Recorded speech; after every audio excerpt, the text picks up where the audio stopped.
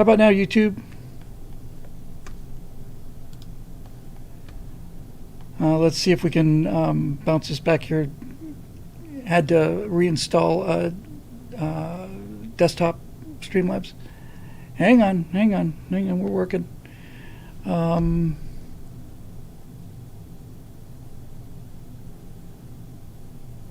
Got it? There we go. Sorry about that. Checked the things that we could check, and we got everything back, so it looks like we're in business. Okay, so anyway, I was just saying we had some internet issues yesterday, but we look like we're all back and in gear for both sides. So, yeah, hopefully it'll stay this way. It's just much more stable, and updated a bunch of did all after last night. Just did all of the driver updates and everything. Just looks much better. Yeah, everything's groovy. So it is the 29th of October. We're just a week away from the election. I'm not going to talk about it. Obviously, I don't know how we're not going to talk about it, but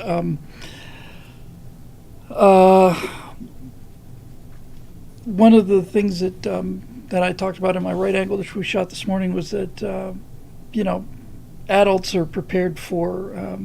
I think it's pretty much standard practice for adults to basically have an attitude of hope for the best and prepare for the worst, and I'm certainly doing that.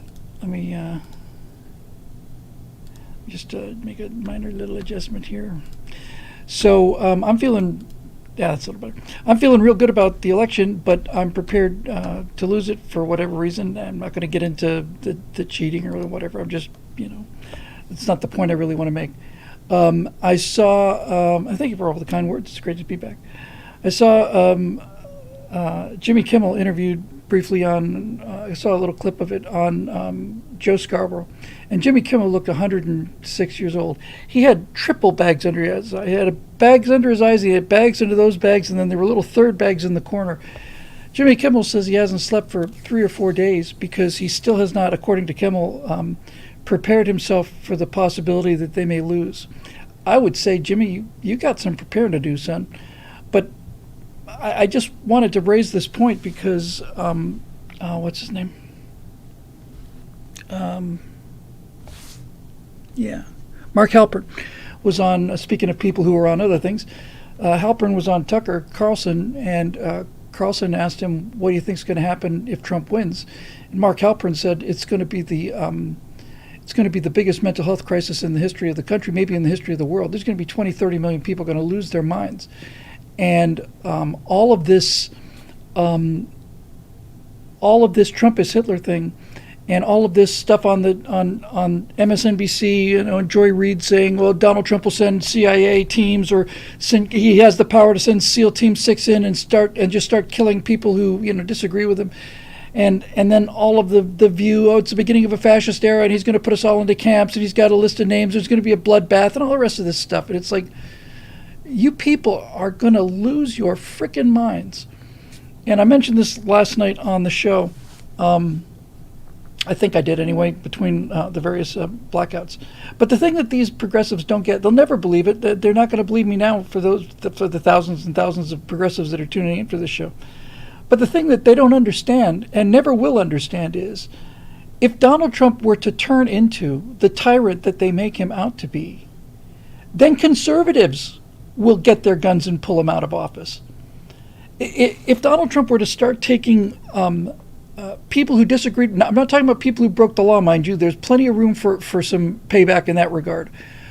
But if Donald Trump were to simply start arresting people that disagreed with him, or all of this stuff, and rounding up families, and if that were to happen, and we're not talking about deporting illegal aliens either, we're talking about domestic critics. If he were to turn into the tyrant that they say he is, then we would take him out. We would knock on the door of the White House, heavily armed, and say, "It's time for you to go to jail now, Mr. President. This is not what we had in mind."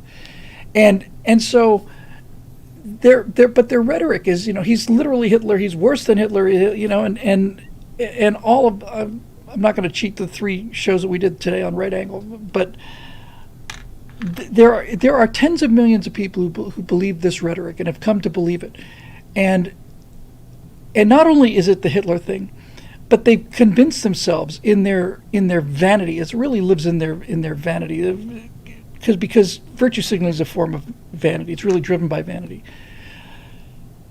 But what they will believe if Trump wins is that the stupid people have taken over, and it's all about to all go straight to hell. Oh well. Mark Robinson said his brother sent me a picture of him and his girlfriend at a Kamala rally wearing a Kamala hat. Broke his heart. Well, it's going to be an interesting Thanksgiving, because I got a feeling that Donald Trump's going to win this thing big. And this is kind of where I'm going with it. If we lose,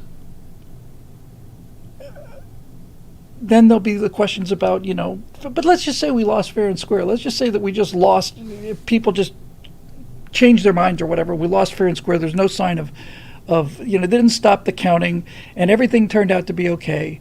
Then we would be morose and we'd be depressed and we'd be sad and there'd be a lot of what we went through the last 4 years. The country's gone and there's no way to save it. A Republican will never have another vote again.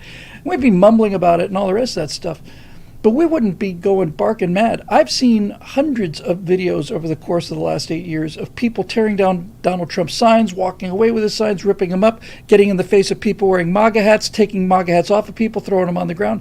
I've yet to see a single conservative assault a progressive. It just doesn't happen that way. And they're all emotionally driven, non-rational. I'm talking about the hardcore now. And there's tens of millions of them. And I don't know if anybody, I'd be curious to get the feedback from the live crowd here in the peanut gallery here, because I don't know if it's possible, but it feels to me like if they lose this thing and we win on Tuesday, then I think they're going to take it worse than they took it in 2016. I think they're going to take it much worse. And all of those memes, the chick on her knees, screaming at and all the montages they've put together of people just basically yelling into the camera. Hello, Veronica. Hello, everybody's being so nice to me today. They're just, I think they're going to lose their Shinola. And Roger Ramsett says thinks it's going to be much, much worse. They've been demonizing this guy now for, well, certainly on and off for 4 years, but starting with Mar-a-Lago, really going in for the kill because they're so terrified of him. The next hot mic I'm going to be doing, I hope to record it tomorrow morning. I'd like to get to, right now we're doing one a week. I want to get to 2 a week, and I want to talk about hot mic in a minute too.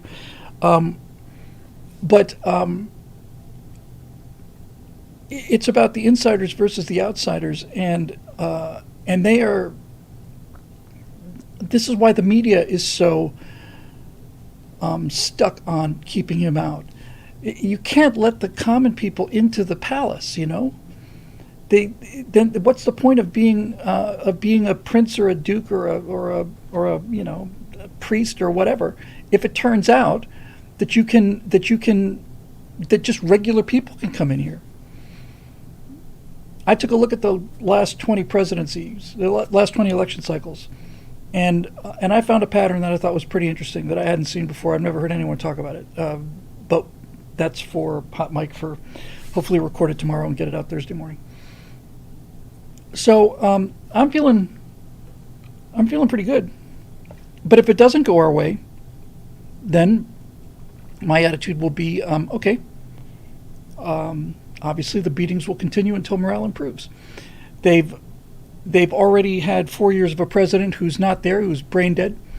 Now they're going to have 4 years of an idiot who's not only brain dead, but his personality dead and weaker than an overcooked noodle, and maybe that's what it takes. Maybe that's what it takes. I don't think so. I think everything is shifting and has been shifting for the last 4 years, but especially in the last couple of weeks, everything's just moving fast. I can kind of feel the table getting away from him. For those of you who didn't catch the news, Rogan refused to endorse Trump, which I thought was pretty low. But he wanted the Kamala interview, So she agreed to do it, then she canceled and so on. The official story that I heard earlier today is that Harris agreed to talk with Joe Rogan, but she wouldn't go to Rogan's studio. Rogan had to come to her, and it wouldn't be for 3 hours, it'd be 1 hour. And Rogan said, well, that's not the Joe Rogan experience. So the Harris camp said, well, in that case, no way. But just the fact that she wanted him to come to her and talk for only an hour, undoubtedly she wanted a room full of people who would be smiling at her behind the scenes and, waving their hands like it's time to get her out of here, like on the Brett Baer interview. But, I'm not being flip here. It sounds facetious and nasty because I think it's true, but I genuinely mean this. Yeah, J.D. Vance apparently is going to do it. That's great. That's even better. But I honestly don't think that Kamala Harris has had a 3-hour conversation about anything with anyone in her life. I genuinely mean this. I really do. I have not seen a glimmer of anything that tells me that person could talk for 3 hours with another person, have a conversation for 3 hours with anybody. Hello, Patriot in the Dark. Oh, no, it's Mr. Bill, finally catching you live. Hooray! Oh, no. She's toast, man. And I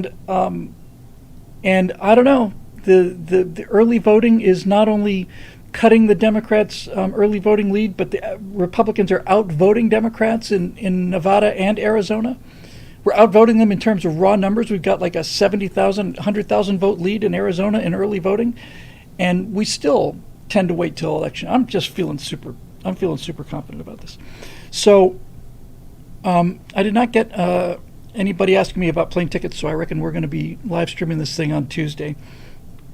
Does anybody happen to know if Newsmax is obviously going to be covering it? That's who I want to watch for the election results, because I certainly can't jump back and forth. We'll be counting a lot on the comments section to kind of feedback on what's actually happening. But I think the thing to do is just get a blank election map, put that up in the corner, and just sit down, start at 7 p.m. Eastern.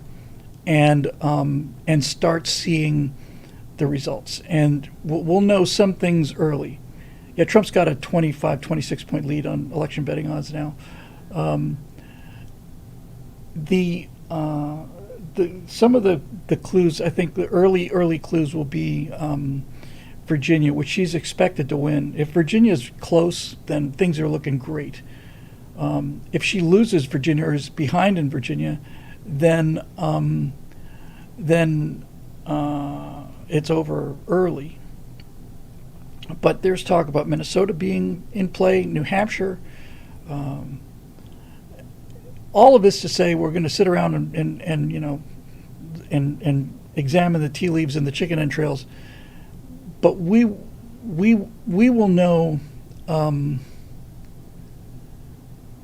by the time they call Pennsylvania. If they call Pennsylvania for Harris, then it's going to be an interesting night. If they call it for Trump, then it's over. And Trump is up 2 or 3 in the polls, and they tend to underestimate Trump by 5-6 points in the polls. They had Biden winning by 10 or something, or 8, and he squeaked by after counting votes forever, and so on and so on and so on. So I don't know. My vote's already in the bank.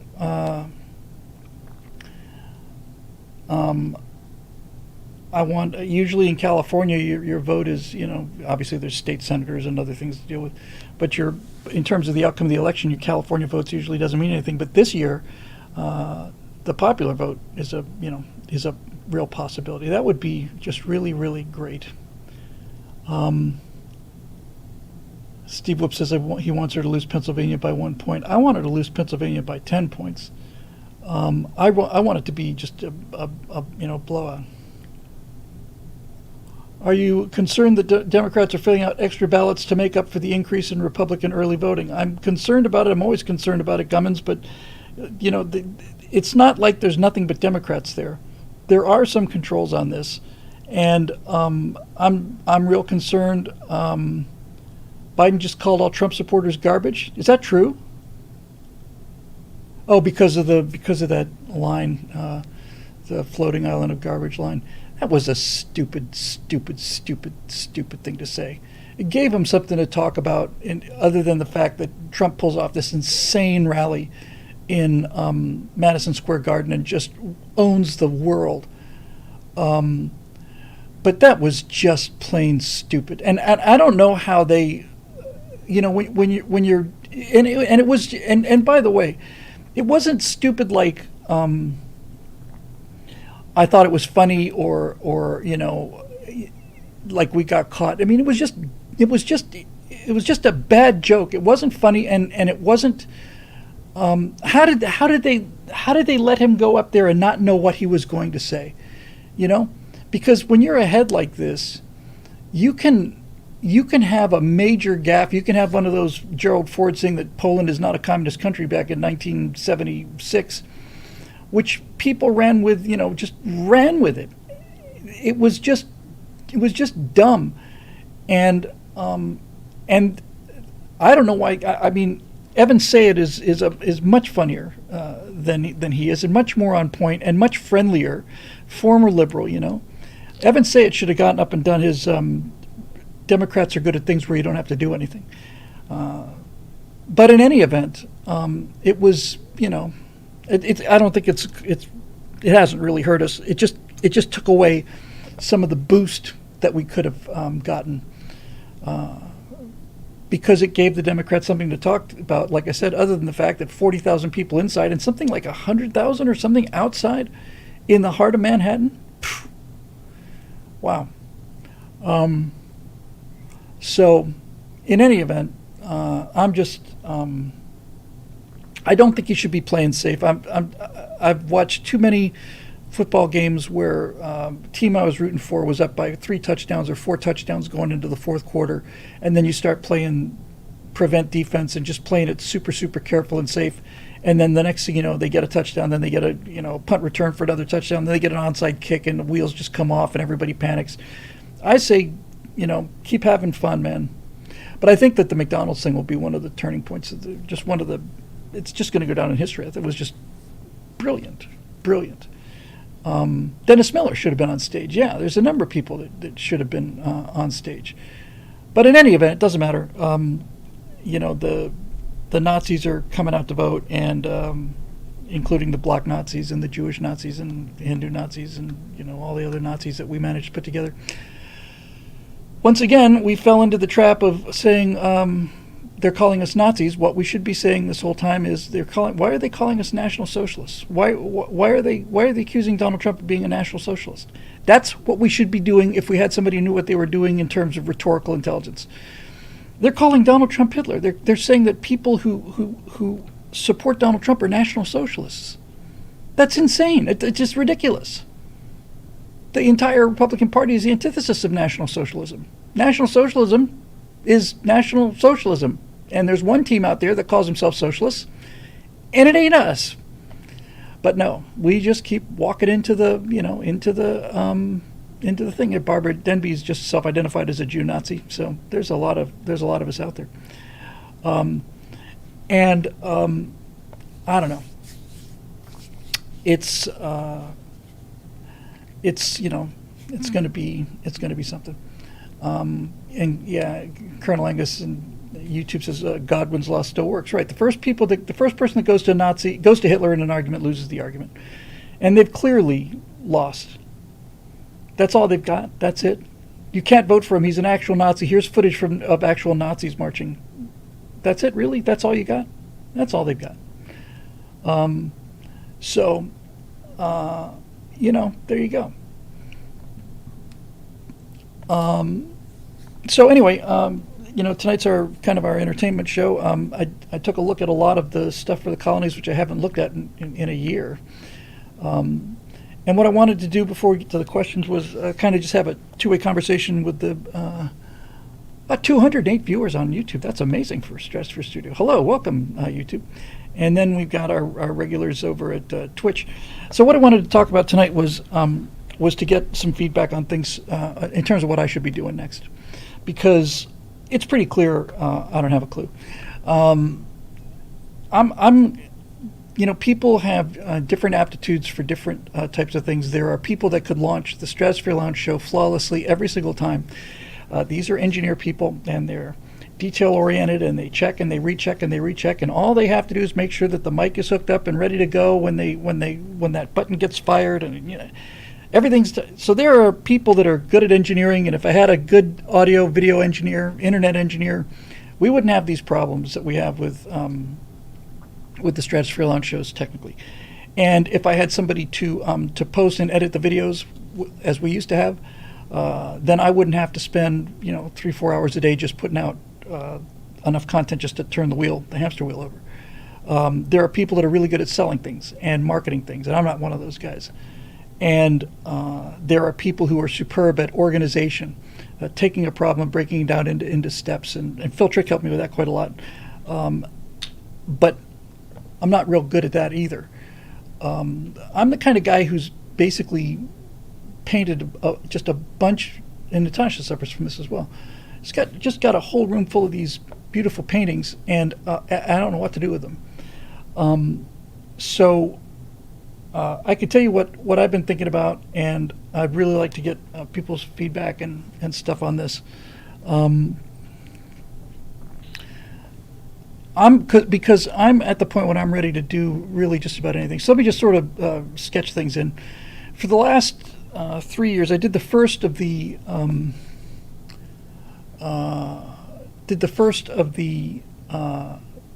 What We Saw series in 2019, summer of 2019. Daily Wire moved out in a few days after the 2020 election, so they've been gone for 4 years. In the last 4 years, I've done the Cold War, I've done America's Forgotten Heroes, I've done Empire of Terror, and I've written a screenplay for Frank Luke. So I've been doing a lot of writing. I've just been doing a lot of writing for Daily Wire. And I've got a commitment to do at least one more, and it looks like that's probably going to be conspiracy theories, and it's not my first choice, but I'm the vendor, not the guy wearing the big boy pants. So I'm going to do one more of them because I need to. But I'm looking ahead now for the next 4 years, or the next 5-year plan, or whatever the hell's coming out of the Kremlin in my head, and I just want to do things just really, really differently. One of the things I'm determined to do is to build the viewership back up. Recently we've been seeing our numbers improve from 5,000-6,000, which is horrific. For a guy who's had 100 million views on YouTube, that's just horrific. But we've been doing better numbers on the right angles. The hot mics are doing okay. They're doing 20, 25,000. That's not super, but it's not bad compared to where we're starting from. So I'm happy to do a show. I'm happy to do a live show a day. I just want to get the views up and the membership up, and I can't even ask. What is it? Video spazzing out like that. I can't even ask people for membership money until I start putting out more reliable content. We have in the bank ready to go here things to come, which is going to be dependent on whether or not Trump wins. We've got story mechanics, which I'm real excited about, and I got a lot of celebrities in the bank. That can actually happen as soon as the election's over. And we've got Major Mace Mattingly, which I had originally pitched as critique of the kind of the decline of Western civilization. These four steely-eyed missile men sitting up there on the moon, drinking their hams in chase lounges, watching TV outside as Dylan Mulvaney's on TV.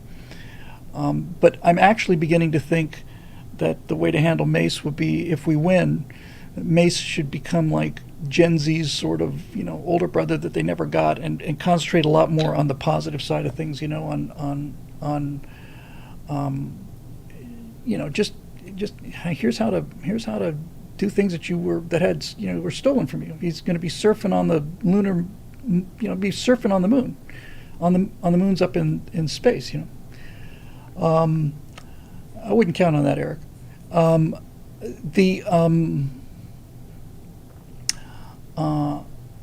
So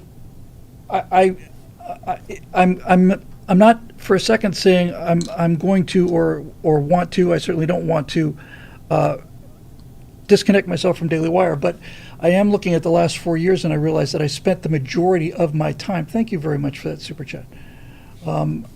Patriot in the Dark. My favorite book series is probably the Civil War trilogy by Shelby Foote. But I've spent the last 3 or 4 years writing for somebody else's membership, and I'm not doing that anymore. I'm going to be spending my full efforts. I'll still be doing stuff for Daily Wire, I hope. I know I'm doing one more for them, but I really need to get this business back into more viable shape, and that just plain means more content and better content and more of what people want to see and more of what they'd be willing to pay for. So what does that look like? Well, I'll be honest with you. Like I said, I don't really know. I just know that I'm willing to do whatever I need to do. That Velvet Jazz, that is something that was discussed and just didn't seem like it was going to work out. So anyway, I can do a show a day. I could do a hot mic. It'd be tough to do a hot mic on the same day that I do a Stratosphere Lounge or a Stratosphere Studio, but I could do it. And I also realized that it doesn't necessarily have to be a morning show. It could be an afternoon talk show. It could be 3 o'clock, 4 o'clock, 5 o'clock Eastern time, that kind of thing. Because that's a possibility. People have asked about the firewalls.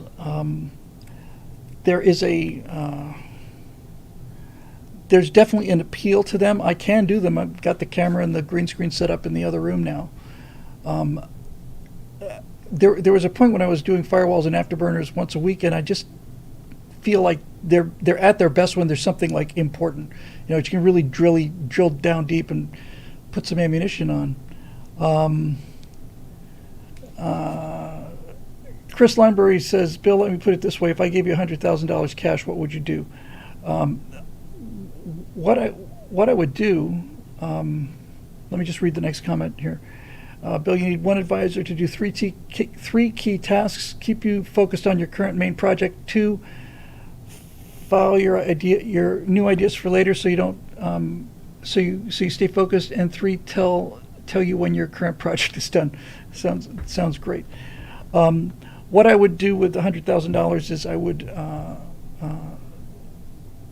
would put together as inexpensively and as efficiently as I possibly could some kind of team that would improve the productivity. I'd invest it in the factory.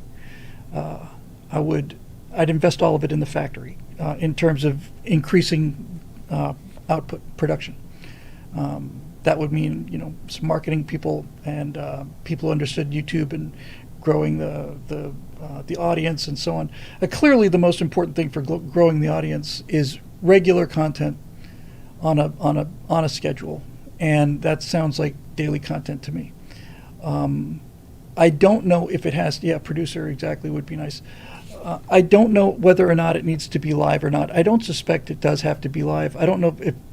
I mean, we got 200 people watching now on YouTube, which is a nice number, and we could probably get that number up. But if you think of like daily, just think, for example, of somebody completely non-political like Growling Sidewinder.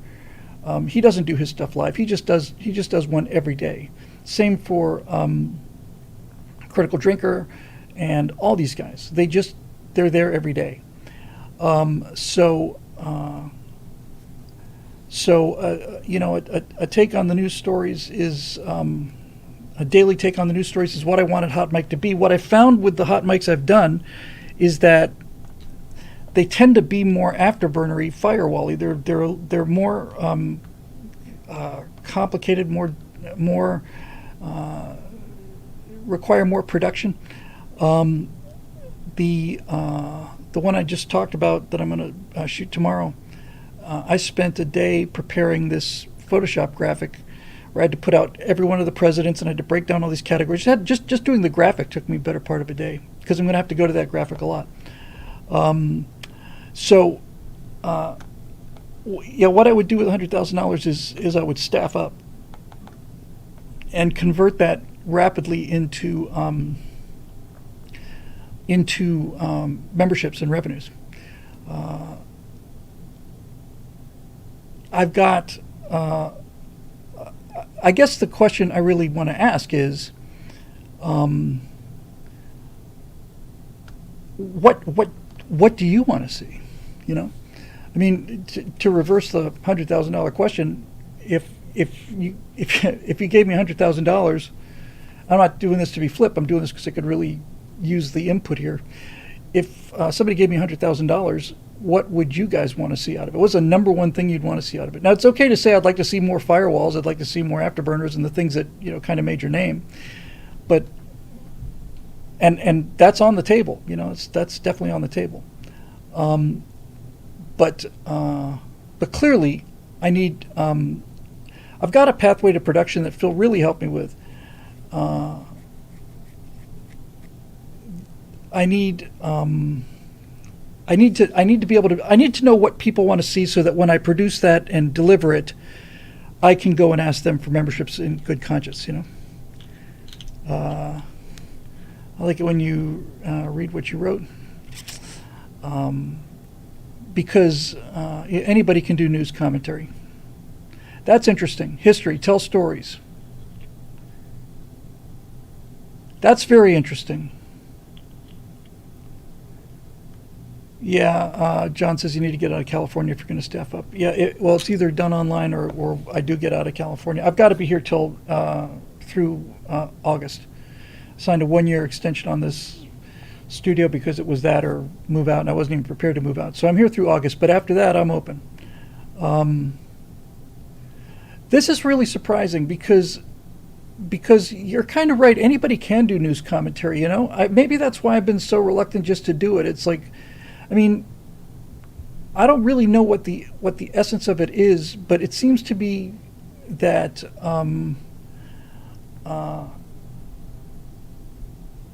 that just talking about, oh hey, or doing what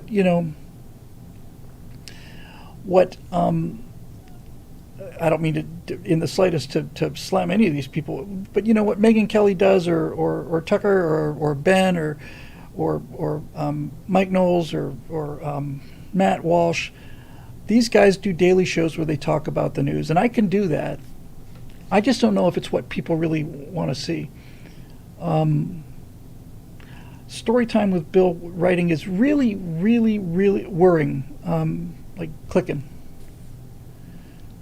Teaching conservatives how to tell stories. History shows are top notch. Our favorite story. Getting a lot of storytelling feedback.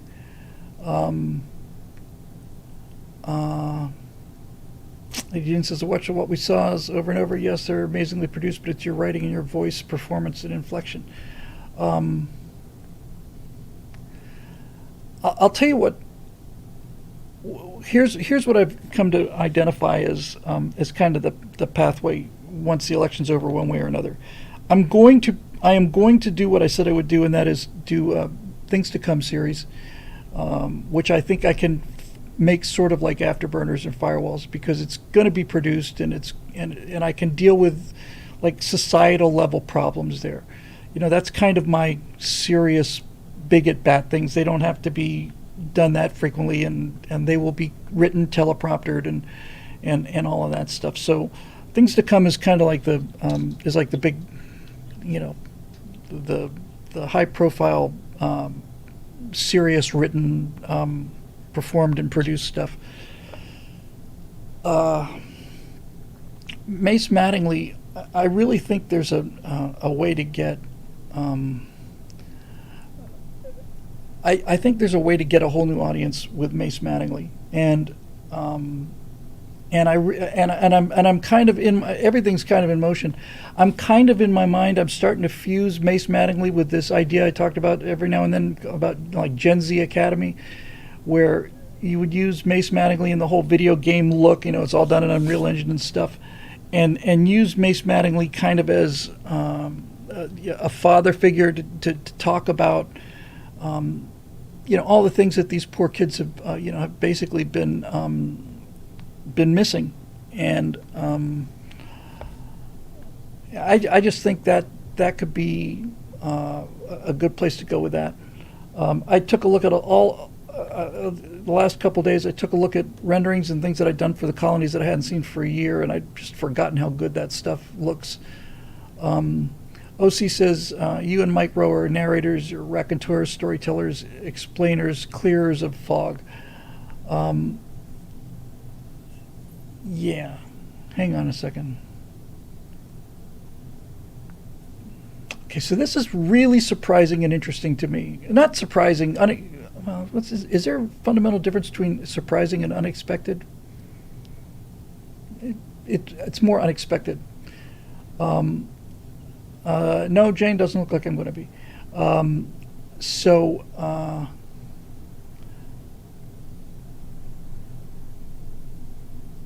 See, now this is what I was talking about with Mace. Bone Canoe says, if you're going to talk to Gen Z, you need to work with some younger people, or else you're going to come across as patronizing no matter how you do it. The thing about it is if you've got a guy who's an astronaut on the moon from 1966, you're kind of owning the whole okay boomer thing. It's like, well, of course, that's why we're on the moon. You know what I mean? You do an end run about it's not like, oh, that guy. So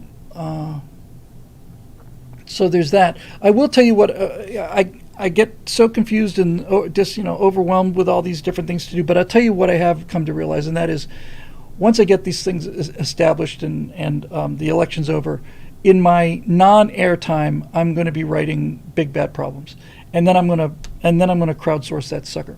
It was written specifically to be an inexpensive movie. I've been talking about directing movies my whole life. I've done a couple of low-budget films years ago, and I'm not gonna be. I'm not going to be shopping it around for people who are going to tell me, I like the script, but we're going to get a different director, and and we'll do all that. Is my light level changing? It is. I don't know if it's because I've got. It's on the new machine, so it's doing something, and I don't like it. And I'm trying to see if I can figure out how to. I'm just going to have to let it go this time. But yes, it is changing. When I change the angle on my face. Well, at least it did. Yeah, see? So I don't know why these things have to have all these automatic controls. I just want, give me dials, man. I'm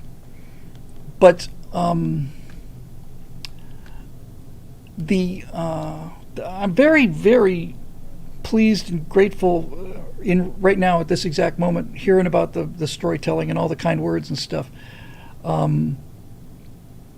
Because when I'm on it, what getting dark in here, man.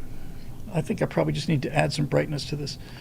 Hang on one second. I just have to do that because it's getting a little nuts. Crank up the brightness a little bit.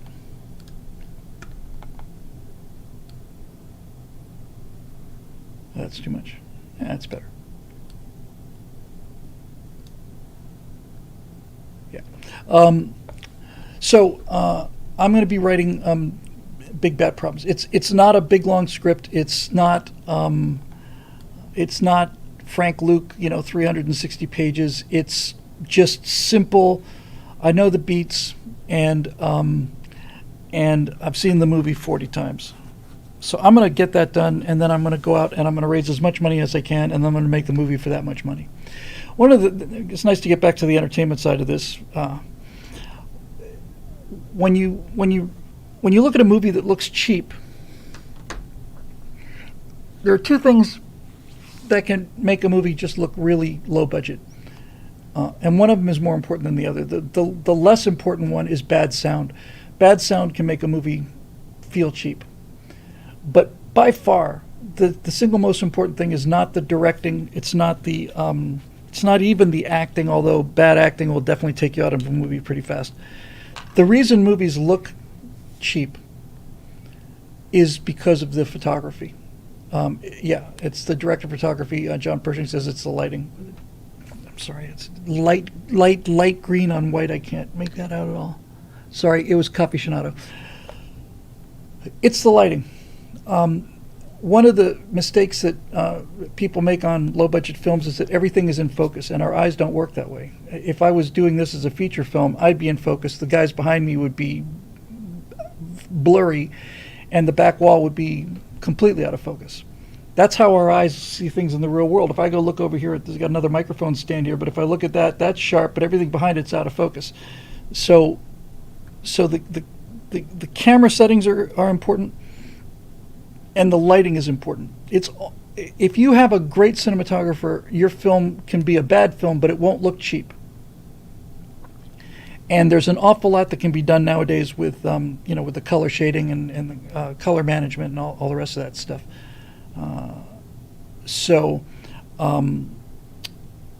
Big Bad Problems has one set to build, and that's the inside of a large mobile home. These guys are on the road the whole time, so it's one of those, what is that, Class C, or the ones where it's a one-piece thing. You're not towing a trailer. It's just you're driving a big old, almost a bus, but I've got to do something to increase the membership. So I'm trying to figure out what that is. I guess the thing to do is just go ahead and let this election get past us, and then start digging into this stuff and see how things feel.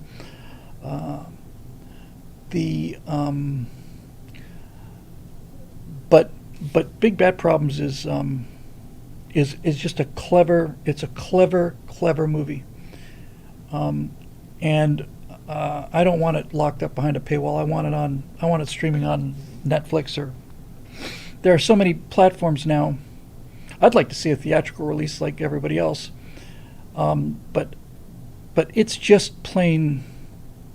It's a great little horror sci-fi movie that's genuinely funny, but most of all, it's clever. And it's not just kind of clever. It's like everything in it is clever.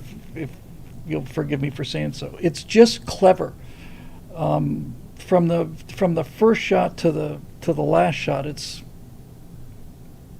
just interesting.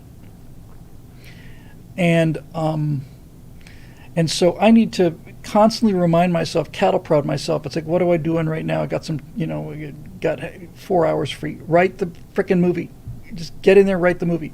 I just finished 360 pages of script. I can do 120 or less. I really just need 90, 30, 120, somewhere in there. And it doesn't have to. Not only does it not have to be a 3-hour movie, it shouldn't be. I can tell this story in 90 minutes, get out of there, and get the damn thing made. I think the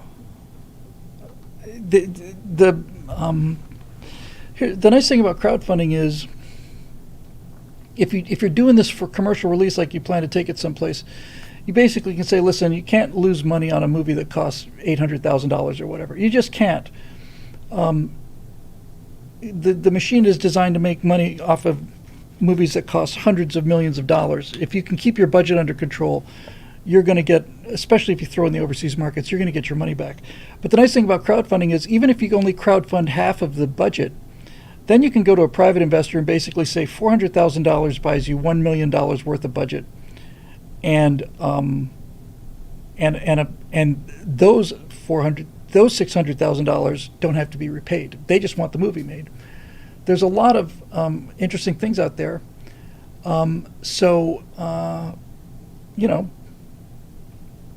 I guess I just need to be just concentrating on doing that. There have been times when I wish, I wish I could just get arrested for something and go to jail for 2 or 3 months with a laptop.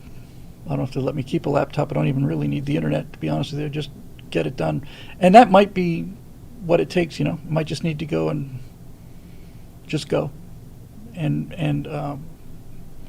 crank it out. Although I've tried that before, and when I end up going, I get there and it's like the pressure just gets too high and stuff. So we'll see. Let me see what we got here, and then we'll go to questions and we'll see what we got. The Ref Ryan has got a question here. Bill, I have a question really quick. How many memberships do you have available? Well, we got a lot available. And what if we all gave you $10 or $15, the price of a ticket? How close would that get us to getting this thing started? It would depend on how many people. What I need for crowdfunding is I need somebody who knows what to do with it. I mean, I understand on an intellectual level that there are different levels of membership and different levels of commitment. If you donate this much, you get this. If you donate this much, you get that. But crowdfunding is something that is just constantly, that's a full-time job, is getting people to that website. I mentioned, I think it was yesterday before we had all the problems, when I was working as an editor on Sunday Morning Shootout, I was working with a person named Jackie Jordan, and Jackie is she places guests on TV shows. So as soon as this election's over, I'm going to have a call with her. She's become a fan, and say, hey, Jackie, I know this really underexposed guy, and I think we could both make some money off of him. What do you think we ought to do? But basically, the crowdfunding thing is you've got to be constantly driving people to that website until you get what you need. You just have to constantly be talking about it everywhere you go and getting people to go check it out. And there's entire audiences that I'm not in touch with, There's entire science fiction communities and horror communities and all the rest of this stuff. I've tried contacting, I don't know if maybe just the email that I've got isn't no good anymore. I've tried contacting Gary at Rhetoric probably 3 times, just saying, hey, I'd love to be on the show. And I don't even get a response. Obviously the king of that space is Critical Drinker, but Drinker's become a force of nature. He's, studios are affecting their decision making based on what he's doing, which is great. It's all great. I don't know. There are, and there are a couple people I know with deep pockets who I need somebody who understands the distribution thing, because when you're talking with investors, this can't be like, hey, sure, it would be fun to go make a movie. It's got to be like, well, here's best, worst case, and most likely case, and these are 4 films that are in this price range, and here's what they did, here's what they took home, here's what your chances are, here's what your chance of getting some of your money back is, here's what your chance of losing all of it is, and so on. But the more you spread the risk, the better. And if you can crowdsource even a percentage of it, even if it's like a third of, you end up getting a third of what you need, you can then go to private investors and saying a third of the let's say $1 million, that seems about right. A third of it's already on the table, and it doesn't have to be repaid. Those shares don't go to anybody. You can pick up that $300,000 share you can pick up $1 million share for $700,000. I don't know. You get the idea. There's a lot of things that are going on, and but the storytelling thing is something I really have to think about, because it's not what I was expecting. I was expecting people saying, we want to hear what you have to say about the news every day, and it's not what I got back, which frankly makes me happy, because I don't really. I mean, I've got a lot of thinking to do, but this little feedback experiment of mine really did that. Sadwing says the Taffy 3 movie. I couldn't agree more. The Taffy 3 movie,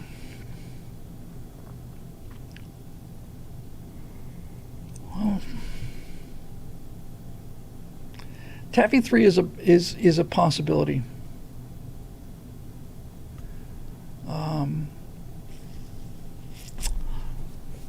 Let me think about this. I'm wondering also, there's a world where and there's a world where you do essentially you crowdsource, but I mean it's a real problem. You do a small crowdsource thing to raise enough money to do the big crowdsourcing thing the right way. You know, you do a crowdsourcing thing for 50 grand or 60 grand in order to hire the people necessary to really put the thing in there. Lady Janie wants to know if I've ever directed. I have. I directed a low-budget feature film. I did a sketch comedy show where I directed over 100 different sketches, and I'm a real good director. I also directed Diaz for Dungeon, and the main reason I went to the trouble to do that was because I wanted people to show it as a directing reel. I mean, that's got tracking shots, it's got close-ups, reversals. It's a well-directed movie, and so you know, there's that. Big Bad Problems is simple, clever, and it's horror sci-fi. These are how small movies get made. I've seen, you know, every time I'll look on YouTube, it's like, here, upcoming movie trailers for September, and I'll look at them, and they're all crummy horror films, and they're variations on something I've seen 1,000 times before. And it's a girl running through the forest with a knife, and it's, you know, okay, all right. And I don't know. I like the idea of a 6-foot diameter sphere hovering 1 diameter above the surface of a burned out lake filled with nothing but dead fish. And the closer you get to it, the more time slows down. I just think that's cool. And the whole first act is a self-contained movie because the whole first act is basically The Fly. It's like watching somebody you love turning into this monster, and it's just body horror, and that's cool. So anyway, this was very useful, and I really appreciate everybody giving me the feedback, especially all the kind words. This we want to hear you tell stories. We want to hear, you know, it's just very interesting and encouraging, because I don't really want to do the, you know, today Kamala Harris went on the so-and-so show. It's like, no, I'd rather talk about the nature of hollow people. So one of the great ironies is most people have heard of the Dunning-Kruger effect, and this is really true. So for those of you not familiar with it, the Dunning-Kruger effect is a psychological behavioral phenomenon that was studied and sort of defined by two psychologists. One of them was named Dunning and the other was named Kruger. And what Dunning and Kruger found out was, they found out that the less you know about something, the more highly you rate your ability in that subject. And the short form answer of the Dunning-Kruger effect is, the stupider you are, the better you think you are, and more likely you are to succeed, you think. The best immediate example of the Dunning-Kruger effect is when I don't know if they still do them, but when they were doing American Idol in the first couple years, and they would show these people come into audition who were just unspeakably horribly bad. Not just no talent, but mean-spirited, zero charisma and zero effort. And these people would say, I'm going to be the next big star. And they weren't acting. They really genuinely believed it. And you would look at this, and Simon would look at everybody else, and they'd say, this is terrible. And they would be shocked. What do you mean it's terrible? No, it's the worst thing I've ever seen. No, all of my friends say it's terrific. Well, you need better friends. I'll show you, and they go storming out of there after they've gotten their no's, no, and they go storming out. I'm going to be the next big, you're going to regret the day that you didn't sign me. And I've seen it 100 times, right? That's the Dunning-Kruger effect. And the inverse is true. The more you know about something, the less confident you are. And the reason I bring up Dunning-Kruger is because bad movies get made because the people who are determined to get them made don't realize how bad they are. There's something Shakespearean about the Dunning-Kruger effect. In fact, that's the essence of Hamlet's soliloquy. At the very end of it, he basically talks about, and thus the native hue of resolution is sickly overed with a pale cast of thought. What he's basically saying is, he's saying that for people who think about things too much, the ability to just go out and act because you want to do it is inhibited or stopped by thinking too much about, is it good enough? Is it going to work? Stupid people don't have this problem. They just go, and because they keep going, they succeed a lot more than unrequited genius is I'm not claiming that for myself, but I'm just saying that is it's a cliche. So anyway, this has been very useful, and thank you very much for all the kind words as well as the great advice. So let's check out on our comment section here and see what that has to say. Ba-da-bum-bum, ba-da-bum-bum, ba-da-bum-bum, ba-da-bum.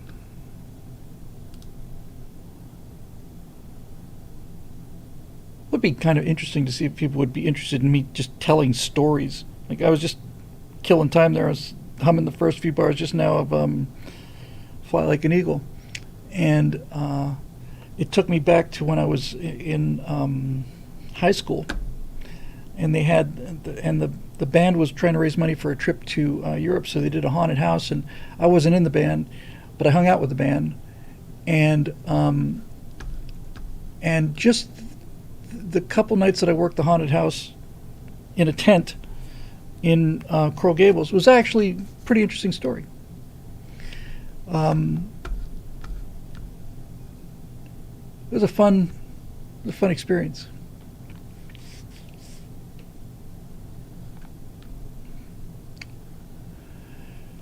Here we go. 1028 and so on. Thank you, Road Runner. Thank you very much for curating that. So just as an experiment, since I brought it up, I'll tell you that story real quick, just to see, holds people's interest. So it was 1977. I was 17. I'd been making movies with my friends. They were all in the band, and this was at Coral Gables High School. We also had a couple in our group went to South Miami High School. But I just like hanging out with the band because they were wise asses. And I never missed a high school football game. I went to every one of them. I had this giant crush on one of the Gablettes, and was absolutely hopeless. Just a complete Lord God King of the nerds. And I would get dressed up like death, and I would just come to these things, and had a theatrical bent that is acutely embarrassing thinking back on it, but here's our lives. So the band was raising money to go to Europe, and they decided to do this haunted house thing. And I was making movies at school. I'd gone from being a guy who had in my sophomore and junior years, I was like going to be, Joe Astronaut. This was after I got the news about the Air Force Academy and the vision in my left eye not being good enough to go fly. So that summer I was just like, completely dumbfounded. And friends pulled me out of the basement basically and said, come on, we're going to go out and make some movies. So we started making movies, and then we started showing movies, and all these people who used to think I was just this complete total nerd started inviting me to these parties because these movies were fun and they were kind of cool, and we're doing car chases, and we got these fake guns, and they were hilarious, and they were funny, and I was funny in them, and things just changed for me, like socially. And somebody finally got invited to this party, and I was like DJing the thing or something, and everybody's just laughing uproariously. It's like, who are you? Why didn't we know this about you before? It's like, well, you never asked, So anyway, we're doing this thing, and I remember being in it was in a tent on the field at Coral Gables High School, big tent, and right around sunset, the people that were going to be in the Haunted Mansion would get there. We'd all get into our costumes. And all these gabelettes would get into these little mole people, like furry outfits. And I was this mad scientist. And I remember putting on this white grease paint. And if you've never worn grease paint, it's an experience. It's kind of yucky. It's like, when you ever go out and have to spray your face with like mosquito repellent, or you've had to put on like too much suntan lotion and just get kind of greasy, kind of nasty feeling. Plus in Miami the humidity is 180% and water just streaming down your face. So we basically smearing this stuff on, and I don't know how to put on makeup. I don't know jack about putting on makeup theatrically. I just whited my face out, and then I put black circles under my eyes and around my eyes and stuff, and I had a white lab coat, covered it with blood, or Caro syrup, whatever we used. And so the thing was set up so that you would just kind of follow this line through these various different little, chambers, and there'd be curtains separating one room from another. And I was right towards the end, and what we had there was we had an operating table, and it was just a flat piece of plywood. And then somebody would lie down, and where their right knee would fall on the table, there was a hole in the plywood. And so the person would get there, and they'd lie down on this table. Their left leg, they'd either be wearing shorts or like an operating gown, is what they were wearing. Wearing an operating gown, and so their left leg would extend all the way out. Their right leg would extend out, but then they'd put their foot through the hole so that you only get to the knee. You would just see the knee, nothing below the knee. And then we went out to a butcher shop and bought this gigantic, like, pork femur or something. Its bone was like, like this big. And then we'd put that bone right up against the knee and wrap around a little bit of gauze there and sprinkle it with fake blood and stuff so that I could like scrape along this bone with my scalpel. And it looked like I'd already amputated this guy's foot, and I was just working on scraping skin off of his leg, and he'd be screaming and yelling and at the top of his lungs. And if you kept it dark in there, it was actually pretty convincing. And I just remember sitting in the room, getting ready to open the doors on this thing, and somebody's playing Fly Like an Eagle at full blast, and everybody was just grooving, and all of these people that belonged in all their little cliques and everything was like, all of that was over now. Now we were like all part of the same cast, and just remember like the sense of like brotherhood and not feeling like an outsider for a change, and just like, oh yeah, here we are, we're gonna go do this. And I was good at this kind of thing instead of just geeking around in the hallways.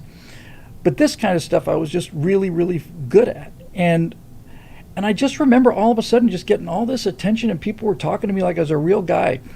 And so we just did it for like 3 or 4 nights. We had, I don't know how to explain this other than to say this is just what we saw.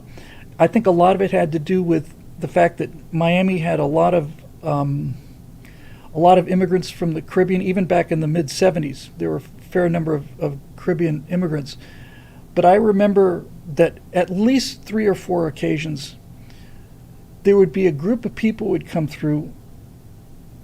I think once it was like Spanish people, Latin American people, but I remember at least on 2 or 3 occasions it was a small group of black people, and they were so terrified. Their eyes were the size of saucers, and I turned on one of them like that. I said, "Would you like to lie down?" or something like this. And this person ran away from me, went underneath the rope, and tried to get out under the tent. And I don't know if it's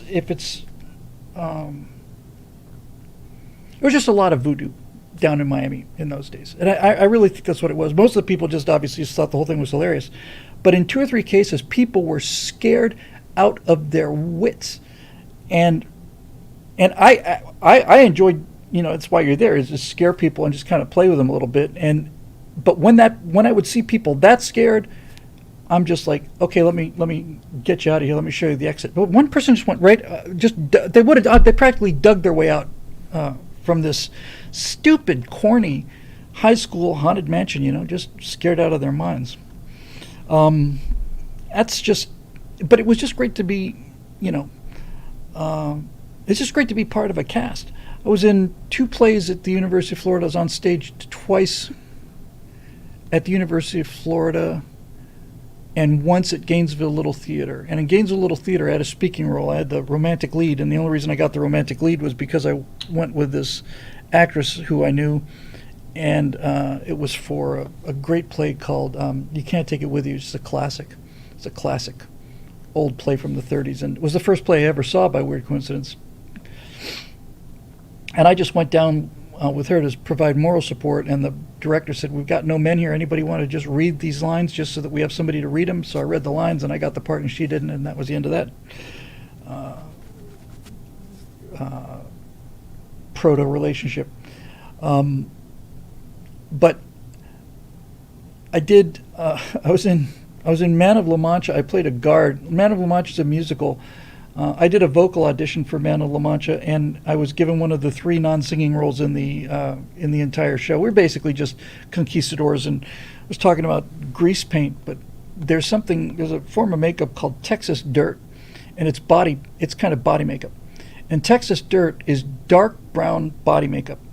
And so we're talking about stage acting now, so we would slather that on our hands, and slather that on our face, and around our necks and stuff.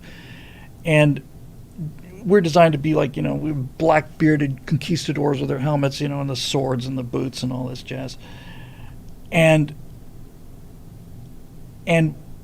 once you put that stuff on, you take it off afterwards, but you're still sweating Texas dirt for a week after the show's over. It's just coming out of your pores, you just couldn't get it out. But even then, just having the costume, just wearing the boots.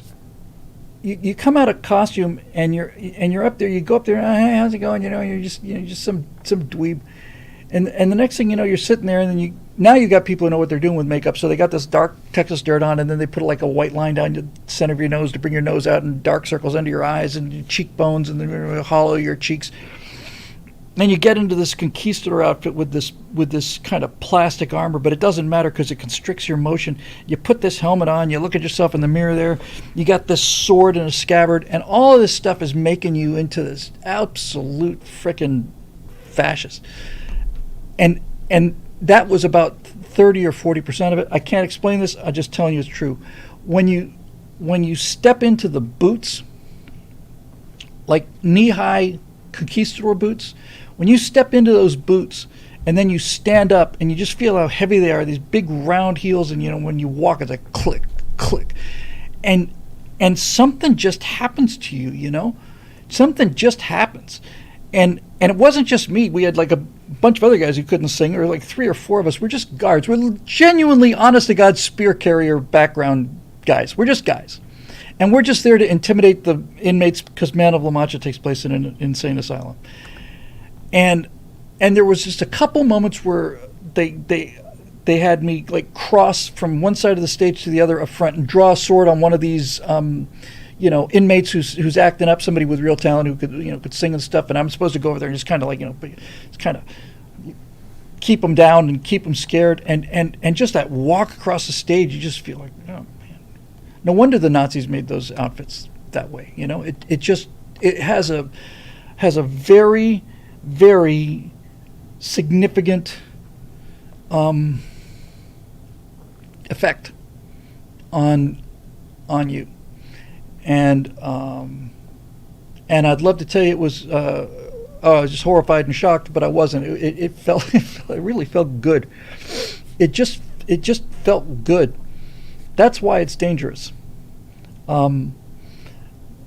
Anyway, these are all these experiences of going on stage, and we were backstage. My friend was good friend of mine was the actual lead, and there's a moment where he's waiting for his cue to go on, and he wasn't in the wings yet. We were waiting. We're listening to the thing on speakers, and all of a sudden there's like just dead silence out there, and we're looking at each other, and it takes us a while to notice it, and we're back there talking, and there's like no sound coming from the speaker. We can hear the audience. We can hear the tone. The speaker's not dead, and we're thinking, somebody forget their lines? What's going on? And all of a sudden, everybody in the room starts looking around at each other like this, and we just like all of a sudden just run out of the dressing room into the wings. And there was this one guy who was like such a ham. They were supposed to be. Somebody hands him a book, and he's supposed to take a few moments to look at the pages of the book, and he took 40 seconds. You know, he just ate the entire moment in just 40 seconds, and we are thinking he's died of a heart attack. We don't hear anything. We know these lines are supposed to be coming. They're not coming. We are running out there into the wings. We're looking out there, and the guy's flipping through the book, and we just becoming murderously angry, just ready to kill this guy. And everybody went out there and sang their songs and did their thing, and it was a lot of fun. And even though I was only on stage in 3 different plays, and 2 of them I was just essentially an extra, I still get the actor's nightmare. I still get nightmares where I'm like about to go on stage, and all right, you ready, Bill? Okay, here comes your cue. 10 seconds, and I'm like, what play is this? Why am I in this costume? I don't have the faintest idea what I'm supposed to say. I don't have a clue. I don't even know what the play is. I had a dream where I'm not making this up. I had a dream where I was in the wings, ready to go on stage, and I walked to the edge of the thing, and I know I'm supposed to be in this play, and everybody's counting on me, and I've got lines that I have to deliver. I don't have any idea what I'm going to say. And I look up and I watch what's going on from the wings, and they're speaking Norwegian. And I thought, well, now that's especially interesting, because not only do I not know what to say, I don't know how to ad-lib in Norwegian. I don't even know what this. I have a clue. But the play was apparently in Norwegian, and nobody had a problem with it. Everybody knew it was in Norwegian. I just didn't know Norwegian. So I went out there and I just walked up to a guy and I said, some trivial, insulting nonsense like that. Yeah, the guys are coming back, and then I'd start making some other sounds that sounded vaguely Scandinavian. Those worked just fine too. Big laughs, lots of applause, and I'm thinking, this is easier than I thought it would be. I've had dreams where I can play the piano, for example. I just sit down and just start banging out, and I just play the piano. It sounds wonderful. It's like, yeah, that's easier than I thought. A lot of things are easier than you thought when you're in the wonderful world of dreams. But being on stage is really, really different and really special. And just to wrap this whole little beat up, when I went back, I was in the University of Florida as a student from 79 to 82. That's when I was a theater major. I came to Los Angeles in 88, worked as a limo driver until about 92. Then I went in 93. I moved to Palmdale, which is the worst place I ever lived in my life, up in the Mojave Desert. And I moved up there, so I was working at the glider port. I wanted to learn how to fly gliders, and I couldn't afford it, so I started working at the glider port, and I was making $50 a day, raking rocks out in the sun. It was 116 or something. Raking rocks, putting them in a wheelbarrow, marching them back, setting up little rock gardens around the bloody shack where we would, where people would check in. But I was getting 2-3 hours of flight time a week out of it, and I was rooming with the tow pilot and with my flight instructor, so the 3 amigos would just go out there every day and have fun after hours and start playing with, RC airplanes and things like that. I'll get to all the super chats in a minute. Thank you, Lapco, because I have to get all of them. Come on, what's the point of all this?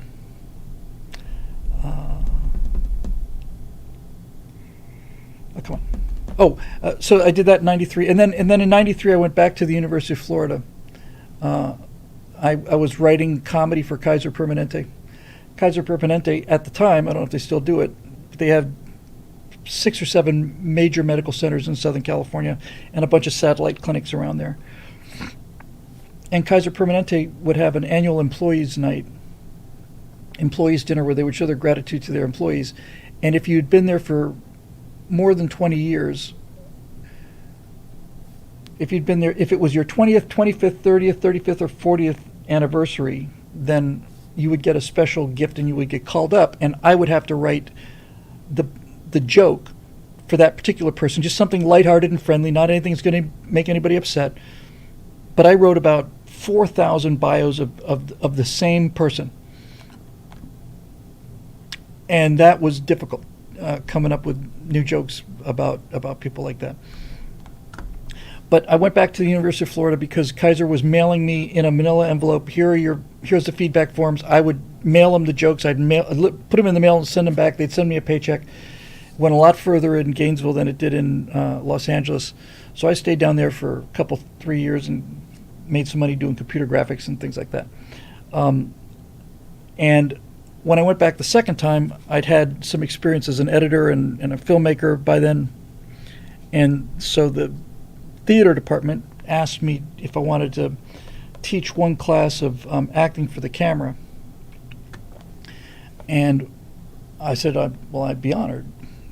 And I went into this class, and their class for acting for the camera in the theater department was, they had a videotape recorder and they had it on a tripod. They just stuck it there and they turned it on, and then they would just do the scene. And I just got in there and I said, I don't mean to burst anybody's bubbles here, but having been on a number of movie sets since I left school here, this isn't acting for the camera. This is acting 101 with a camera there. Acting for the camera has nothing to do with this. Acting for the camera is a very different situation. Just to make a long story short, I basically said the thing that you will not believe as actors when you get on a movie set is you will not believe how much time you sit around doing nothing. It will blow your mind. You will sit around for 6 hours at a stretch while they try to light a scene, or they get a scene lit and it turns out there's a shadow of the mic boom on something. And you will sit and sit and sit and sit and sit, and then they will say, let's go. And then when they say let's go, you got to get it exactly right, especially the lower down the totem pole you are, the more important it is you get it right. And there's no rehearsal in the way that you understand it. It's very, very, very different. And acting for the camera is not nearly as much fun as acting on stage, because when you're acting on stage, you just get the feedback from the audience. And there are good nights and bad nights, and there are good audiences and bad audiences. And when there's a hot crowd, man, it's, if you haven't been in front of a crowd like that, it's impossible to describe it. I've experienced it as an actor. I've experienced it as a public speaker, and I experienced it when I was doing laser shows in the Miami Planetarium. If the crowd is hot and having a good time, the performance gets so much better. The performance is just so much better because the performer gets confident, gets loose, tries new things. He just knows he can do no wrong, and they just get into this feedback loop. And when that happens, it's about as good as it gets, honestly. That's just about the best feeling in the world. So, don't let your kids grow up to be actors unless you want them to have a lot of fun. Let's see what we got going on here.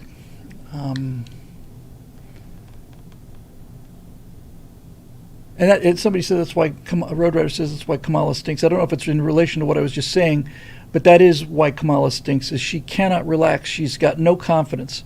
She's got zero confidence. It's obvious to me and to you, and I can understand. I'm not saying understand it on a level that you don't, but I have, having been not only on stage and performed, but as a public speaker talking politics, I know what it's like when you're on and when you're not, and I know what it's. I've never had stage fright in my life, ever.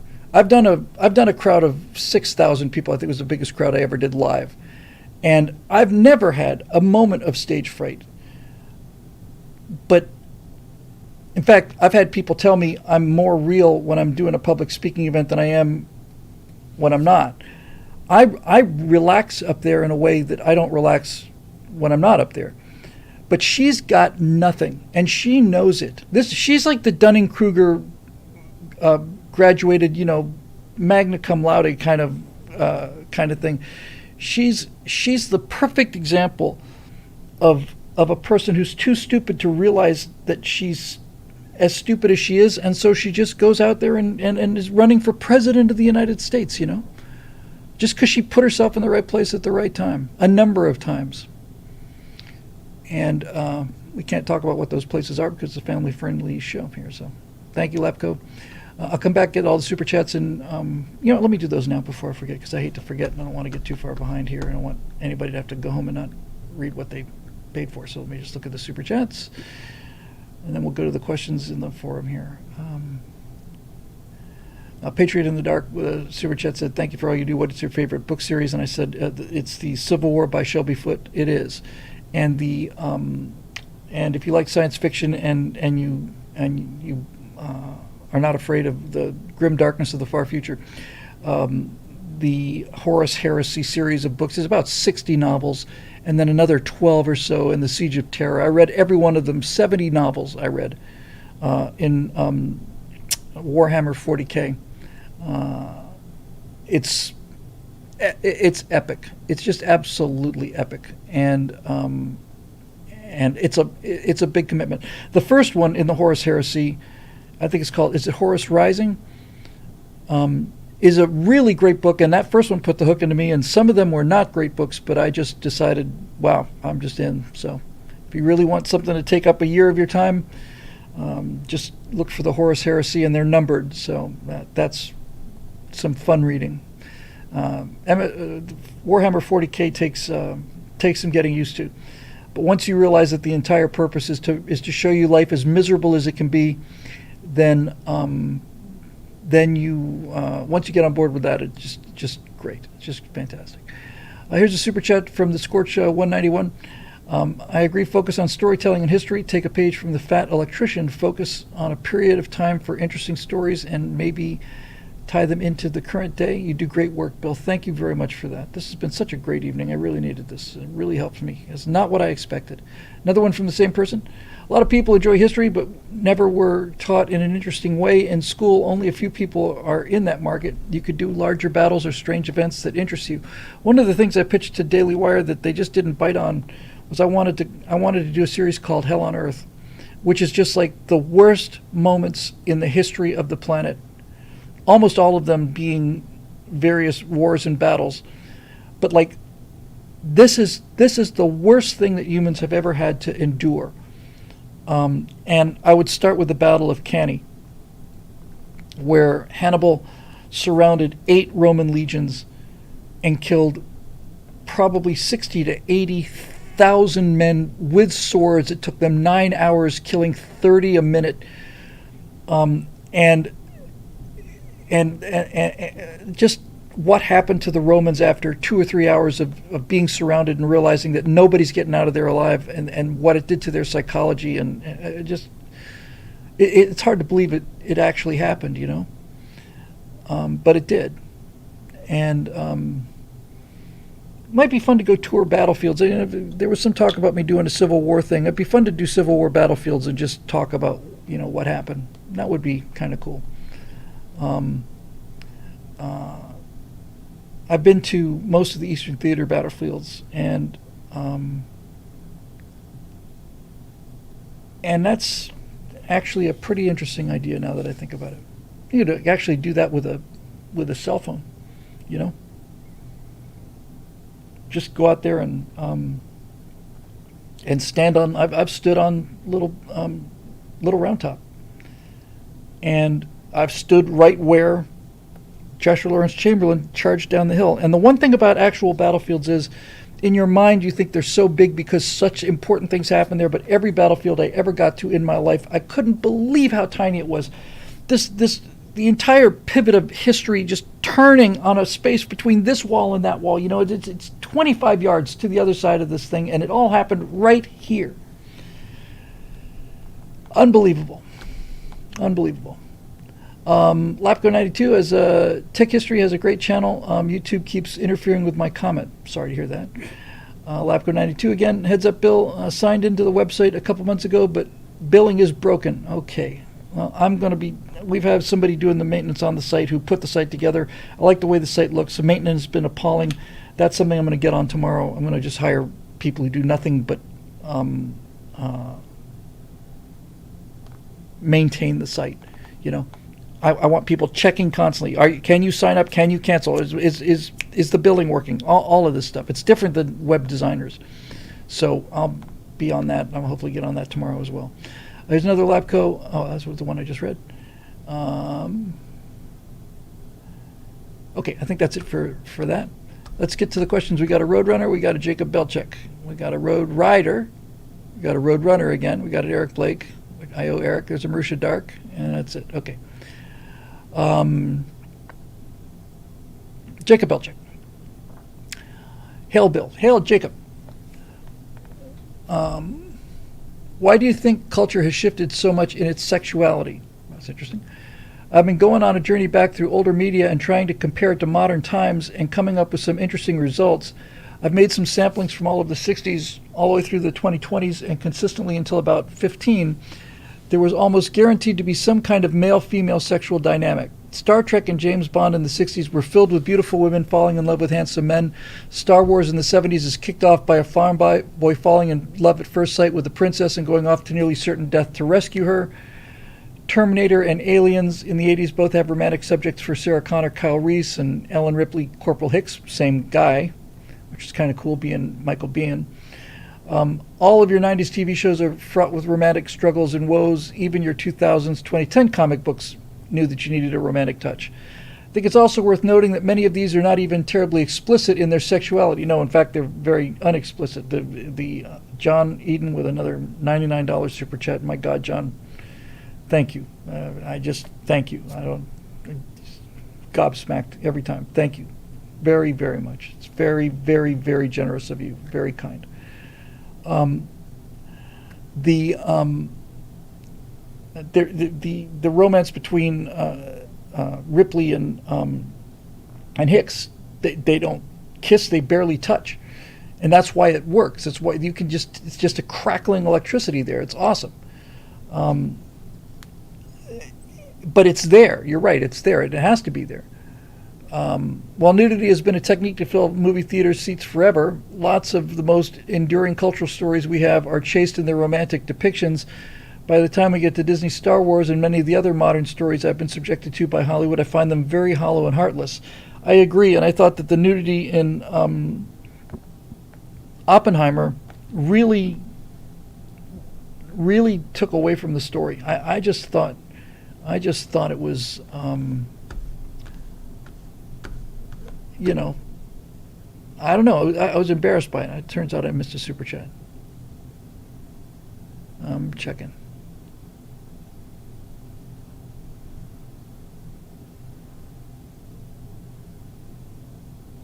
I don't know if this is the one I missed. No, I think I got this.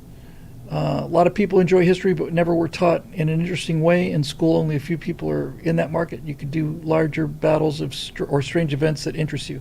I think there's a lot to be said for the homeschool market. I wanted to do a science series. I wanted to do a series on astronomy.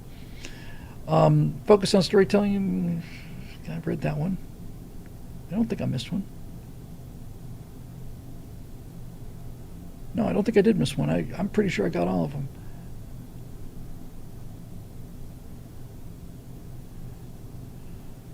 Okay.